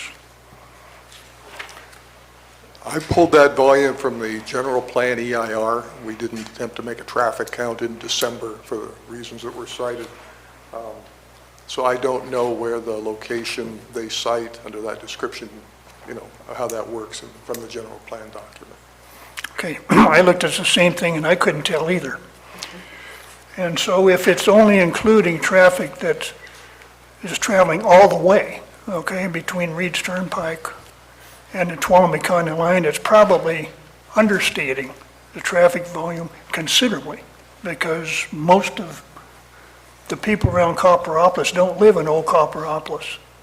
They live in these other developments. Right. Okay. I would answer that to say that information was provided from a CEQA standpoint to indicate the relative impact of the project on the level of service, and it was the best information we had available at the time. You may be right, but it supports the notion that the amount of traffic our project is adding is not significant versus what's known for the current situation on the road. And the long-term volumes that were presented in the same document similarly support the fact that we don't generate a significant amount of traffic from a cumulative standpoint. Okay. Now, my next questions have to do with the estimates of project generation of traffic. Okay. And the way I get it, you figure 2 to 3 trips in and out to each of the 16 parking spaces. 3 times 16 equals 48, times 2 is 96, plus you have stops to use, people just stopping to use the restroom and so forth for another 20, and you come up with 116. That's correct. And the TIA also says that typically you make trip generation estimates by looking to observation of similar uses that are published, That is true. but that the closest such uses were public parks and marinas, and they involved uses of scale that far exceed the proposed project, and so that's why you went to the parking space That way is of doing correct. things. Now, does that mean that the, the published data involves bigger projects with a lot more people going in and out? Yeah, that's correct. The data that we would normally use, and you've been through the CEQA process with other development projects, the Institute of Transportation Engineers has trip generation rates for various things. Marina-type facilities that would have been considered in that document are much different than this and wouldn't be appropriate for that reason. That's why we estimated the amount of traffic based on turnover of the parking spaces. Okay, now, could you extrapolate from these larger projects down to this one by using some criteria like the number of parking spaces? If the data that's available for us in that way did not provide enough support to say they had some number of parking spaces, most of those were slips. You know, that's how many boats they put into the marina. So no, I don't know that I would be able to do that. Okay, now, is there any published data or anything in the authorities upon which you rely for this business that tells you how you get from the number of parking spaces to the number of trips in and out? I mean, how do you do that? You have parking spaces, but that doesn't intuitively give me any clue how No, many there is- trips in and no. out you would expect. You're right. The assumption we made was based on our expectation from our understanding of the project of how long people might be on the site using the facilities, the picnic tables, the water, those kinds of things. But no, there's not a published reference that's applicable to this that I'm aware of. And I think your report also states that it's, the traffic in and out may vary greatly based on factors such as weather and days of the week, correct? I would expect so, yeah. Now, how much would it vary by? Could it be more than 3 trips in and out? I do not know. I would expect that in December, when it is cold, we don't see the spaces turn over as much as we said. It's conceivable that there could be more, but I don't know that answer.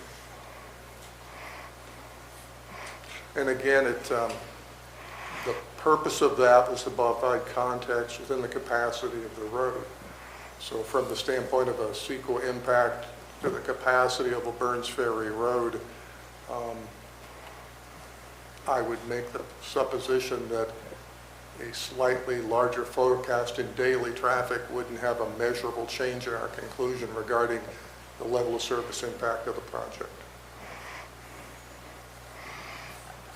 Just the proportionality of this issue would argue against this project putting in a left turn lane on this road. Aside from all else, I believe that you're probably right that there is more traffic on here, especially during the summer. I think that your estimates for the turnover of parking places is as justifiable as any estimate, because you just really don't know. People are going to come and hang out all day. Other people are going to come for an hour and have lunch. There's no way to really know that. But in the big picture, I believe, is there a benefit basin for this area? So they will be paying into the benefit basin, and that's the money that would be used to create a turn lane on O'Burns Ferry Road. In my understanding is that, maybe Robert? I do not know that, as a practical matter, the benefit basin can fund identified projects. It's not a slush fund to be used. No, I'm as saying an if in the identified future need. it was to So- become an issue. Exactly. So the project would contribute that way. With regard to the turn lane, the judgment we made, and we consider the need for turn lanes in various places throughout the state, a lot of the times on state highway. The issues that we deal with are, can you see and be seen? Not every access needs a left turn lane. The issue is here, do you meet the standard for, if you're approaching to make that left turn at the spot you're going to make it? Can you see far enough to see down the road to make that turn safely? Are the standards we use say yes at the speeds we observed and the sight distance that's available where they will make that turn, you can see far enough to make that turn safely. That's the primary reason why we did not reach a conclusion that they needed one. Also, our estimate is the number of left turns happening in an hour is relatively small. Similarly, another justification for saying, like in a lot of other places on rural roads in Calaveras County, there wasn't a need for a left turn lane here. Also, it sounds like the only places there are left turn lanes now are into the subdivisions at intersections. Are there other, I hate to say similar, but other businesses or other encroachments along here that generate similar amounts of traffic? I don't know. I looked at all the places that had turn lanes. They were, as you know, parts of the regular street system that had more traffic turning left. Off the top of my head, I don't remember if we have any commercial uses along here that have widened the road for turn lanes. I'm just curious if there were areas that were problematic already that we could look at as a comparison. Well, my questions about the volume of traffic Surely. were not directed so much as whether this project would degrade the level of service, but to try to get a little better handle on how many people going in and out of there, how much traffic would be affected by that, and how much people turning in would be affected by traffic. Understood. Yeah, the And so it forecast- really has to do with the access site distance, because the more problematic the access site distance gets,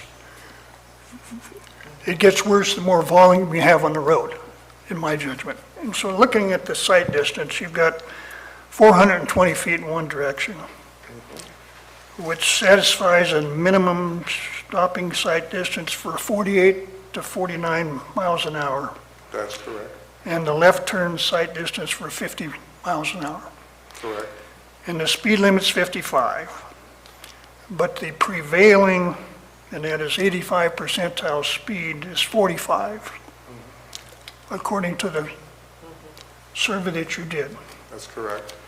Okay, where does the 85 percentile figure come from? Is that a standard or generally accepted practice? Yes, we do, as a part of our practice, we do traffic studies for development projects. You might have seen some. We also do work to establish legal speed zones, engineering surveys that happen with them.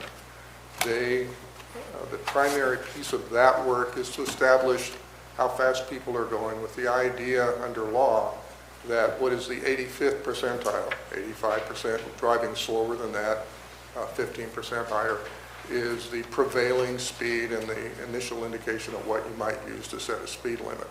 That's why we picked that value. It goes along with the basis for setting speed limits. In rural areas, there are many roads that have a 55 mile an hour speed limit. You'll notice a lot of them you can't drive 55 for various reasons. They are the curvature of the road and those kind of things. But there's not an individual speed limit every time you go through a road. You'll notice yellow advisory signs that show up. That's to tell you that the road, isn't going to be comfortable driving 55. And so it's not unusual, as in this case, to have a 55 mile an hour limit in locations where people can't, do not drive that. Our basis for saying sight distance adequate then was to say, okay, this is the speed people are driving. At the time that the procedures we have for doing speed zones, say to shoot radar, for example, it is a middle of the day. You know, we're instructed not to catch peak commute hours. It's a middle of the day thing. That's what we're supposed to evaluate.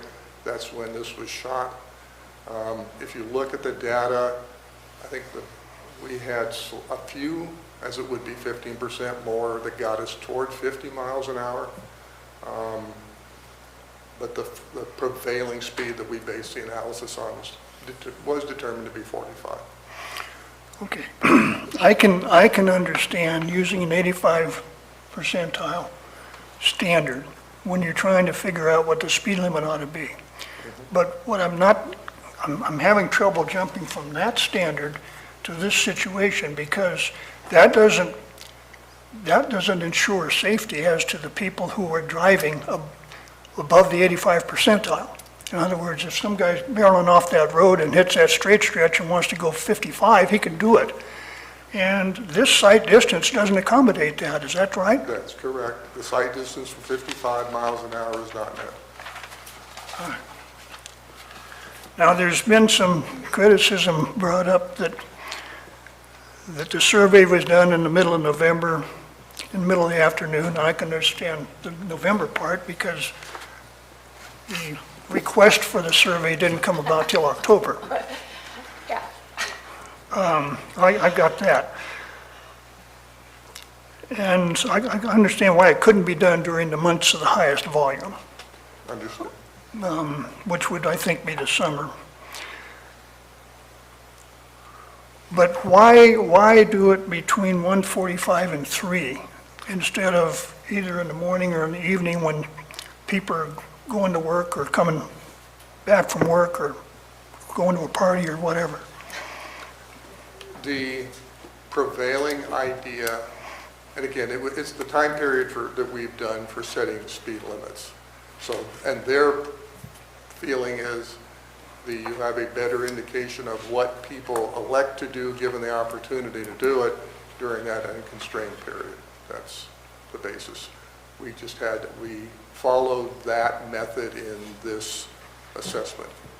The speed could, in some places during the peak, the speed is higher or lower depending on the volume of traffic that you have and congestion and those kind of things. That's why the middle of the day is what we are instructed to do under that method. Today, I couldn't tell you if we shot radar for 24 hours what the answer would be at any particular time outside of what we looked at. Is there any adjustment that you, being a traffic engineering person, can make to take account of the fact that there likely be different drivers, perhaps going different speeds because they're in a hurry in the morning or the evening as opposed to the afternoon when you did it? I do not know of a factor that I would apply to what I saw in the middle of the day to a hypothetical commute period. No. I'm sorry that I don't have it. I think the argument could be made that you're going to see higher speeds when there are less cars, and that's why that, but that doesn't, there's always an outlier in any time period. There's somebody who could be rushing to work or, assuming that the people in front and back of them are getting out of their way. Okay. The traffic impact assessment points out that there's an AASHTO policy in 2018 that suggests volume-based guidelines indicate a left turn lane may be desirable, but not necessarily definitely needed for a volume-based guideline as low as 5 vehicles per hour. That's on page 5 of your report. Yes. And your report says you could have 6 inbound trips an hour, assuming 10% of the daily traffic occurs in the peak hour. This is normal. And what is the 10% assumption based on? Traffic counts that we have historically that have been made in most jurisdictions find that the biggest hour of the day is about 10%. Okay. That's just from the farm. I can speak to that AASHTO stuff and why I illustrated that. AASHTO updates their standards every 3 or 4 years. It's a big green book. We pay attention to it. For the last three cycles of the update, they had a different standard. They equated the volume of traffic on the road, left turning cars, a sliding scale stuff. It was, there all the volumes were higher. The last version came out in 2018, and they moved away from a, need thing to a desirable thing based on cost benefit stuff, not necessarily from accidents. And they've reduced the thresholds down a lot to where now almost impossible to find a road that you wouldn't say ought to have a left turn lane. 5 left turns an hour measured over 60 minutes is a left turn every 12 minutes. The idea, lacking any other information about sight distance or anything, saying a left turn every 12 minutes, a left turn lane would be good, makes it a difficult standard for many agencies to employ now. That's why I put the caveat. I presented it because it's public information, but we made the point that it is there. The 6 trips inbound would be what might happen in the peak hour. There may be 6 in, there may be 6 out. The hypothetical was all of them turned left, because they wouldn't all turn left. They might be turning in both directions. Just to show that we were in the range of that standard, mostly for reference. I'm not enamored with that standard today, but I provided it for public information. The number of turning in 6 inbound turns, comes off the 116 total trips a day, doesn't it? The 116 is ins and outs. So we would have 60 ins and 60 outs. And you are right, that would be the big hour we would expect would be 6. That would mean 6 spaces out of the supply that's there happen to turn over in that hour. If we said they were on average going to turn over 3 times a day, that sounds about right. So this is order of magnitude. That sounds like the right estimate. Again, that 6 represents either right turners or left turners, not necessarily everybody turning left in. And I don't know that they would. So if the 116 total trips a day estimate is too low, okay, then the 6 left turns would be too low. You are exactly right. If hypothetically the daily estimate was twice that number, then we would have said the peak hour number would be 12 trips inbound. Some share from the turning left in, some share turning right in. That's correct. Is there a point under the AASHTO policy guidelines where a turn lane becomes needed rather than just desirable based on these trips per day? The current guideline, the way it lists, never uses the word needed. Part of the reason why I say we're not particularly fond of it. It has the same basis of saying desirable for a situation where I have 100 cars on the road and 5 left turns. That kind of a range of number. It's the same desirable as, the number's much bigger. In terms of the left turn lanes that exist on O'Byrnes Ferry Road, your report mentions Connor Estates, Sanguinetti Drive, and Copper Meadows Drive. That was a Google search that we did, and based on the age of the aerial, those are the left turn lanes I saw. Okay. There's also one at the same intersection as Copper Meadow Drive. That's a left turn lane onto Spangler Lane. Okay. That goes into the shopping center where the hardware store is. Okay. And now we've confirmed that there's still another one going in to Lake Tulloch Shores. And so, do you know how many public roads that take off from O'Byrnes Ferry Road do not have a left turn lane? As I stand here, I do not know that, no. You're being as bad as I was. Well, I know of two, and that's all. So I'm not sure that the presence or absence of numbers of turn lanes on a road is particularly relevant when you're trying to figure out whether there should be one in this location. Understood. I think our position was, in some communities, some counties, just as a matter of practice, you've got an access, there's going to be a turn lane. That's generally what we're saying. What we found was there were some, I would categorize them as much more high volume than we're talking about, but you're right. It's just one of the factors we would consider in saying that the left turn lane's appropriate. Okay, so there wasn't any analysis done, was there, whether this site is more in need of a left turn lane than the areas that already have them?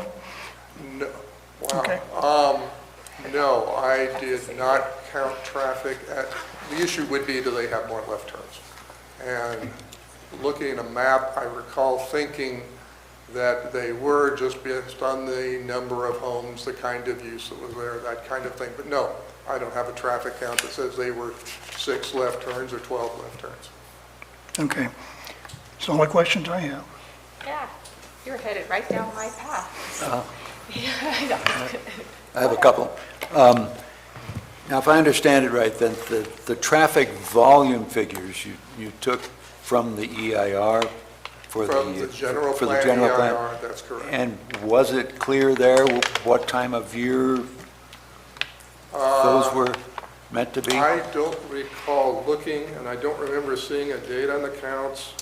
Robert might know, since he was watching that document, maybe when they counted, but I don't know that. Okay. So that's not necessarily Well, summer or winter? If that document had been written at a time where the baseline information gathered for the general plan update had been done in the late fall or spring, that would be lower than if they had done it. My guess, they did it when schools are in session. You want that to be the case. And they probably did it countywide, and they probably, hit the spring, but I'm just guessing. They would probably not have been the summer, because schools would be out and you'd be downplaying traffic in some locations by schools. And then by determining that the 85% speed, I'm using the terms wrong probably, was 45 miles per hour? Prevailing speed. Yes. Prevailing speed was 45 miles an hour. Would you expect that to be different in the summer than it was when you measured it in the winter? I would not think that a middle of the day count at a different time of the year with the same population would be much different.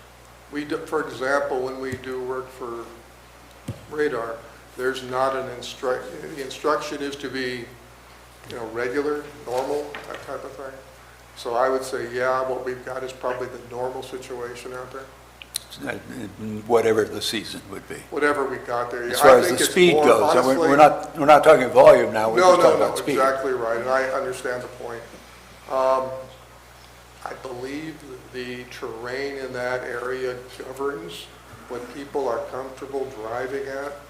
That would be the reason I would suggest that, based on what we saw, the radar we shot there, middle of the day, is probably the middle of the day speed you're going to get at other times. Thank you.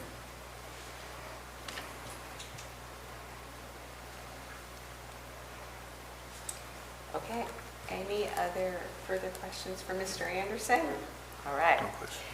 Any further questions for Tri-Dam or any of their team? No questions for me.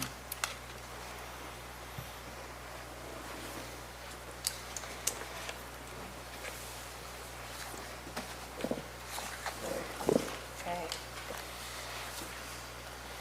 I think that we can close the public hearing at this point and bring it back to the commissioners for further discussion. Or is there anyone else that you have questions of? Would you like to question any member of the public?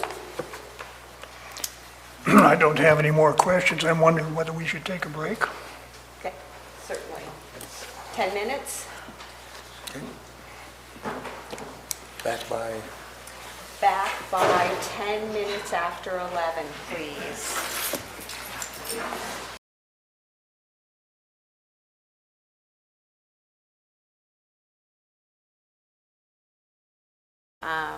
Mr. Packinger, about the design of the encroachment itself and trailers.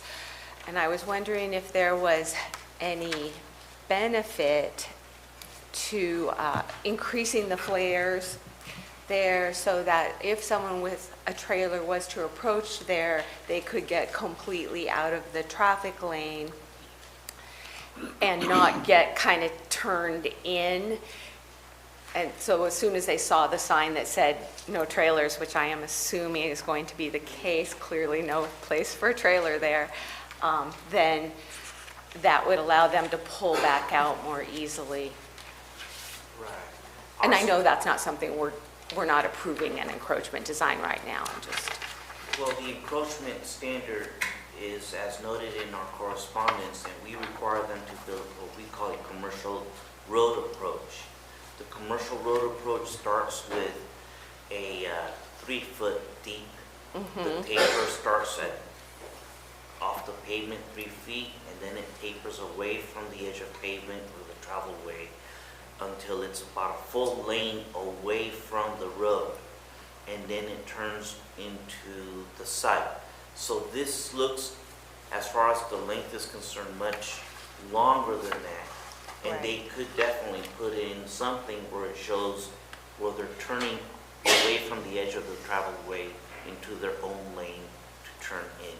a little earlier and a little more to get out, back out. They could do that, yes. Yes, thank you.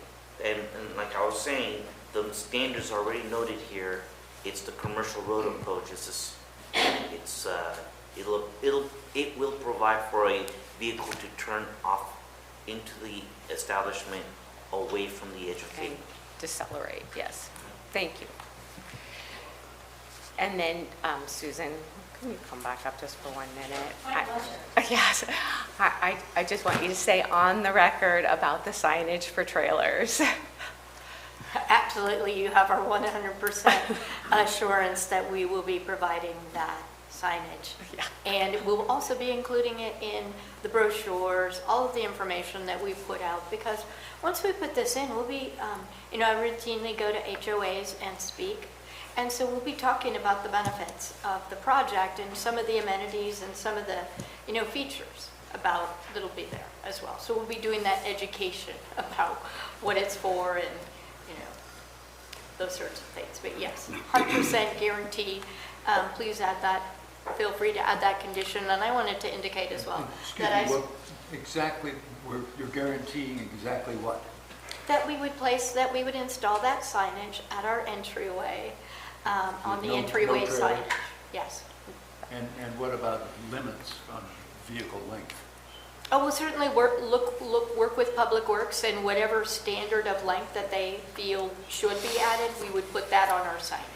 Because as you just heard, Public Works commercial driveway specifications encroachment would allow you pulling some trailer to do just what you're speaking right now. But it's just, obviously perhaps, if it was an extended double trailer that was trying to use it as a turnoff, perhaps to let somebody go by. Anyway, we'll coordinate that, and I would expect Public Works to review that and provide that limitation. We'll use whatever that number is and use that number on our signage. And I also wanted to say, because in response to Mr. Wooster's question about the gate in between the Payne property, in between the wall and the pavement, I spoke with Mr. Payne and asked him if he would be comfortable with the gate, with signage on the gate suggesting no trespassing, and I think he's very comfortable with that, actually, if those, it would be a benefit. Thank you. Okay, one last. I have another question, but I don't know who's best able to answer it. On the Lakes comment letter of March 10th, there's an Exhibit 6. And it says at the top, it's 17.70.030, Standard County Off-Street Parking Design. And then it looks like it has a figure 1 and And if you have 90-degree parking, which this would be, instead of slant parking, it shows 45 feet depth, including the parking and the adjoining driveway. And then written on here, it says plan shows 40 feet 9 inches, not 45 feet. My eyes weren't good enough to tell from the site plan what it is showing. So the question is this a requirement, 45 feet, number one, and number two, if it is it being met? It will be met, and we've provided that. That detail was actually brought up originally back before it even went to the Planning Commission in October, and it was addressed by staff, and there is a condition on the resolution saying, provided that before we move forward, we submit a detailed engineering drawing. Staff has verified that there is sufficient distance to provide that. So yes, we will fully meet the county's Chapter 17 parking provisions. Thank you. Thank you. Now I'd like to close the public hearing unless anybody has thought of one last question for anyone. No question. Now we're closing the public hearing. Commissioners, put their mics on, please.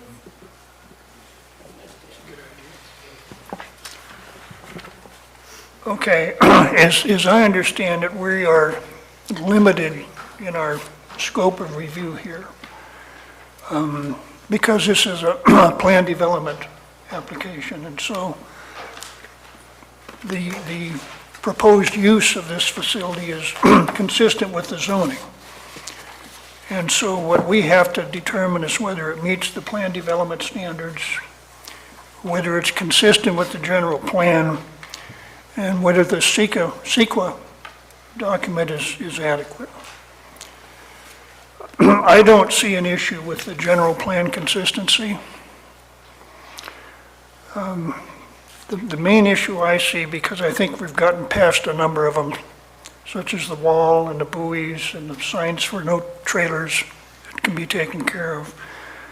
The issue I still have is with it's a combination of a requirement of the PUD standards that calls for adequate sight distance and the CEQA document, and it has to do with the traffic study, and I'm not convinced that this is a safe project with respect to access.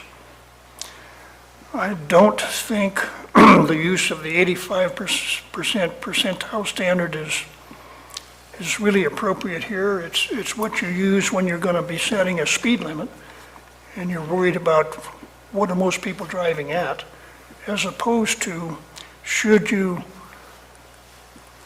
have a turn lane for safety purposes, given what people actually can drive and some do drive, which is more than the 85% or percentile standard.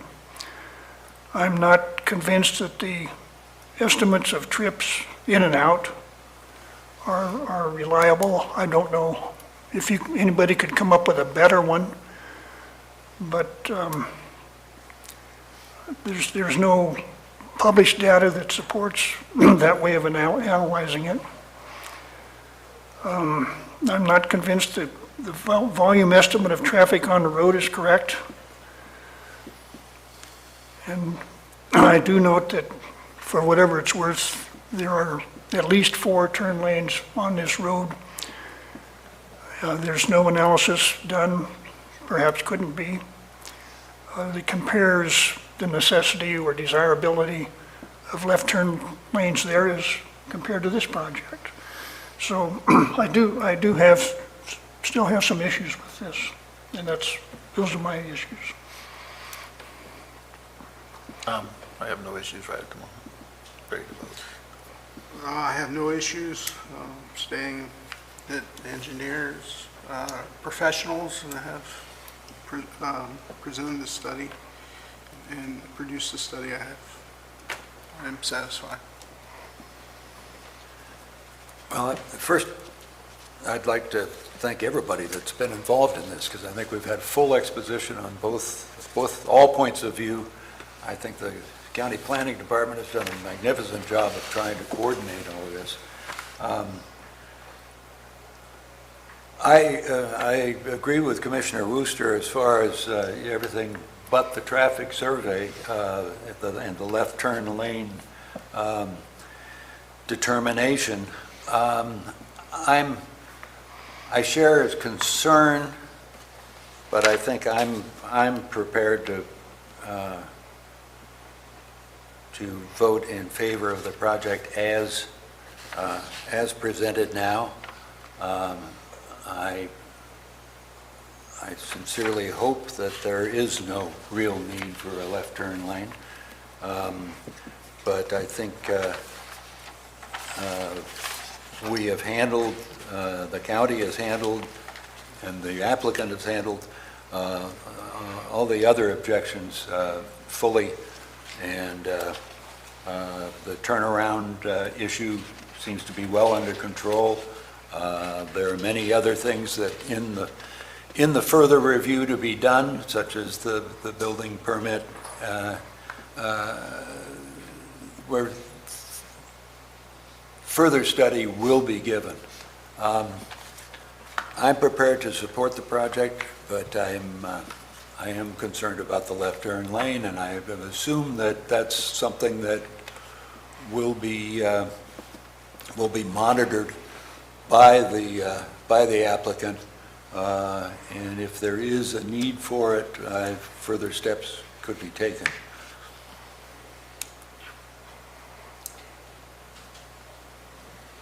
I agree with my fellow commissioners in general. I do have some reservations about the traffic, not about the traffic study or the way it was done, and I think the explanation was really good, so I am inclined to approve the project as it's presented.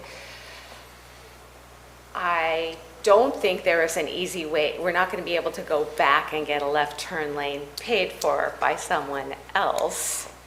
Once this goes forward, it goes forward, and we're saying that then the community would be responsible for it. But when I look at this, I just think that the intensity of use at this site doesn't seem to justify a left turn lane. And I'm really confused by those new guidelines on so desirable versus necessary versus whatever. And but I'm comfortable with everything as presented. I know that there are a number of details to be worked out, and that those will be taken care of by further permitting. Oh, I forgot to mention that I think the gateway idea is agreed to by Mr. Payne and the applicant is a very good thing. If there were a residential fire or a fire on the property we're considering, there would be multiple fire units showing up, and having a gate that they can unlock with a Knox key and have as many of those vehicles as possible off the roadway, thus providing safety for the firefighters as well as for traffic on the roadway. I think it's a marvelous resolution, and I thank you both for coming. So are we ready for the recommendation? Yes. Not quite. Well, Would we like to talk about the resolution a little? yeah, I would. The heading doesn't read right. It says resolution approving plan development 2018-064 for public day use, should be a public day use recreational facility. Thank you.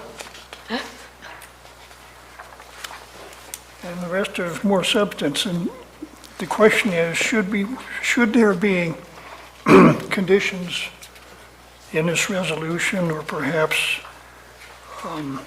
a new, different site plan that deals with the putting buoys out, alerting people with boats that have motors on them, that they're not to go past the buoy. Should the wall between Mr. Payne's property and this project and the gate be shown on the site plan or otherwise made a condition? Should the idea that there would be a sign out in front that says no trailers be included in this, either as part of the site plan drawing or as a condition or both? I can't think of anything else at the moment, but those matters are not in the document as it now sits. And while I'm not in favor of this to begin with, I would be less than comfortable if they were. I'd be interested in what staff thinks about that. Yes, I agree. We need to add a Yes. condition, including the wall, the gate, buoys, signage for trailers. Is there one- Buoys, wall and gate, and sign out in front, no trailers. Right. Yes.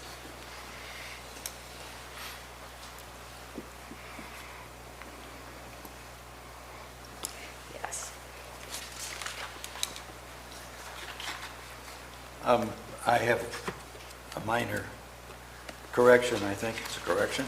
On the third page of the revised proposed resolution, on paragraph number 4, the second sentence says third sentence, excuse me, the proposed office and restroom structures are both small-sized building constructed of natural materials.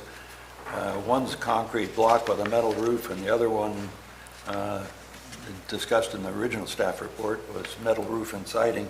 I would suggest you take out constructed of natural materials.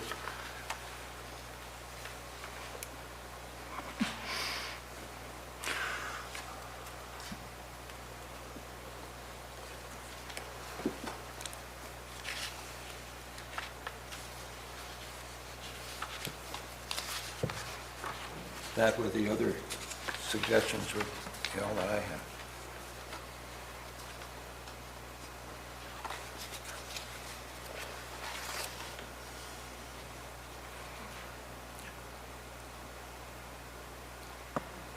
Are you okay with me referring to it as the office, or would you like me to change that Oh, as well? I think maybe auxiliary building or something Okay. like that.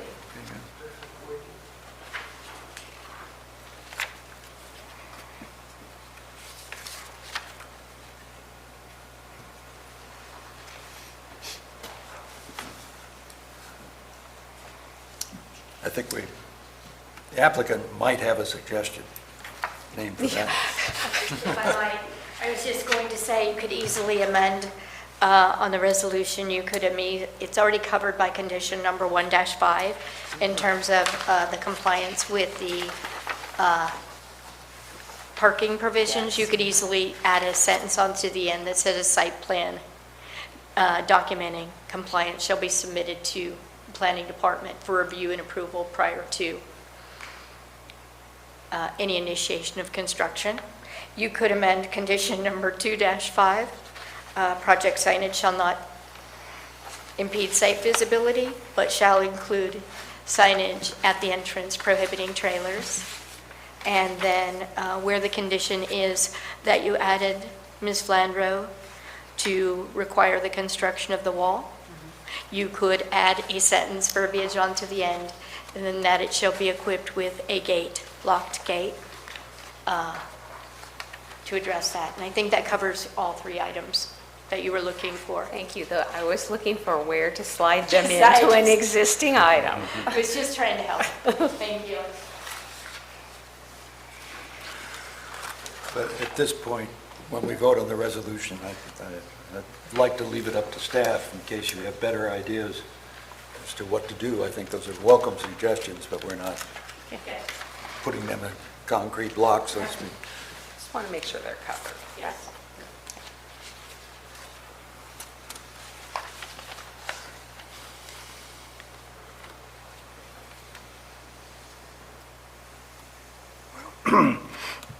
Do you want to vote on it now and then await a revised resolution just to get signed or be presented at the next meeting?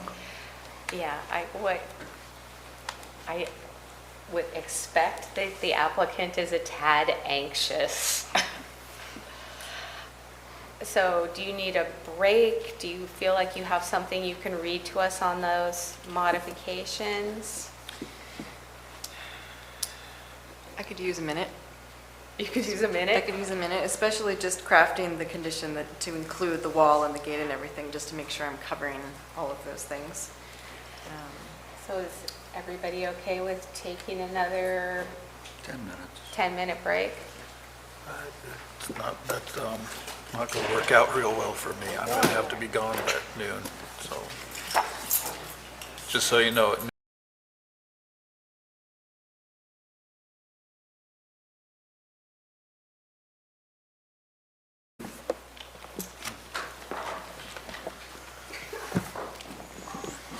Here we go. Kelly, yes. Are you ready? Yes. So what I have done is I have added 3 additional conditions under the planning department's conditions. Condition 1.7, an 8-foot-high concrete wall will be constructed at the property line with the adjacent parcel to the southwest. And I'm going to include in parentheses the APN number of Mr. Payne's parcel. I just don't have it on me at the moment. A locked gate will be constructed at the existing paved access way with no trespassing signs. Does that cover? Okay. Condition 1.8, signage will be placed at the entrance gate identifying maximum vehicle length. And condition 1.9, a separate site plan will be prepared identifying the location of buoys with signs for no wake zones and no motorized vehicles. Could we add prohibiting trailers to the vehicle length sentence? And Thank you. at the entrance, I think it'd be too late, maybe at the approach.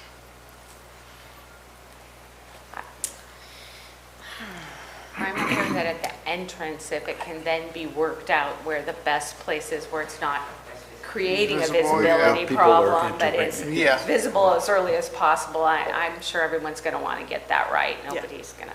Okay. Okay, so signage will be placed identifying no trailers.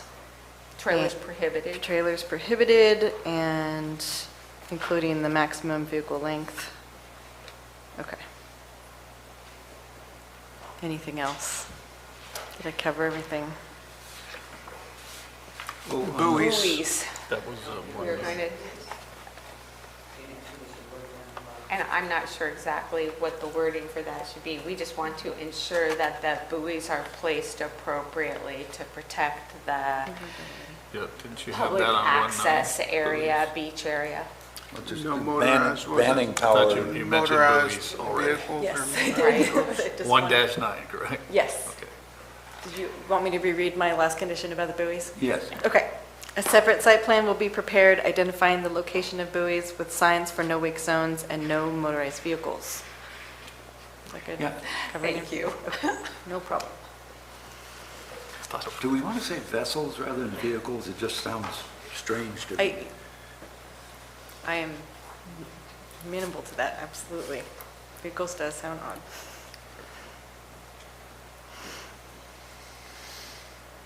And while we're talking about the site plan, now do we want to make sure that the site plan shows the gate and the wall? We've got the requirement in there. I don't know that it's necessary, but if we're revising the site plan, but that makes it kind of awkward to put that in that condition. Well, an 8-foot-high concrete wall needs to get a building permit. Anything over 6 feet requires a building permit, so that will need to be done. Great. I Okay.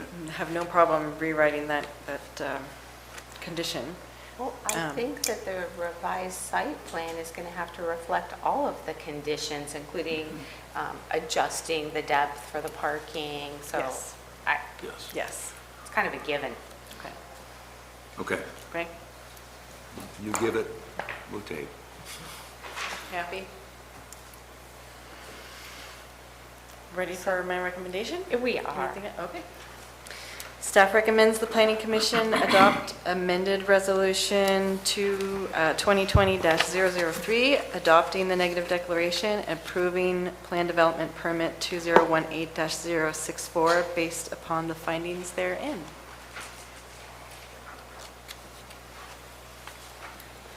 I move we accept the resolution as amended. Second. All in favor? Aye. Aye. Any opposed? No. So it passes 4-1. Commissioner Wooster opposed. This decision will be final unless appealed to the Board of Supervisors within 15 days.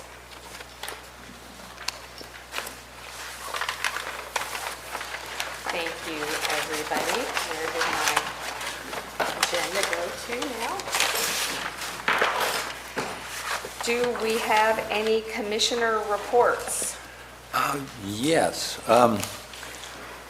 As definitely elderly member of the community, I'm quite concerned about our keeping these meetings as safe as possible, and I would ask the planning department to consult with the health department and the health officer as to how we can best meet the standards that are being suggested, such as 6-foot separation, submission of documents from the public, and et cetera, and continue conducting the business that we need to conduct as safely as possible under these very treacherous circumstances.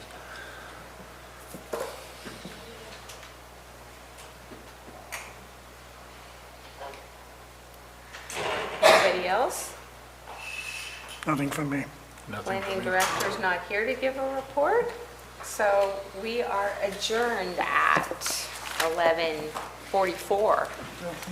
He made it just in time. Look at that. You got time.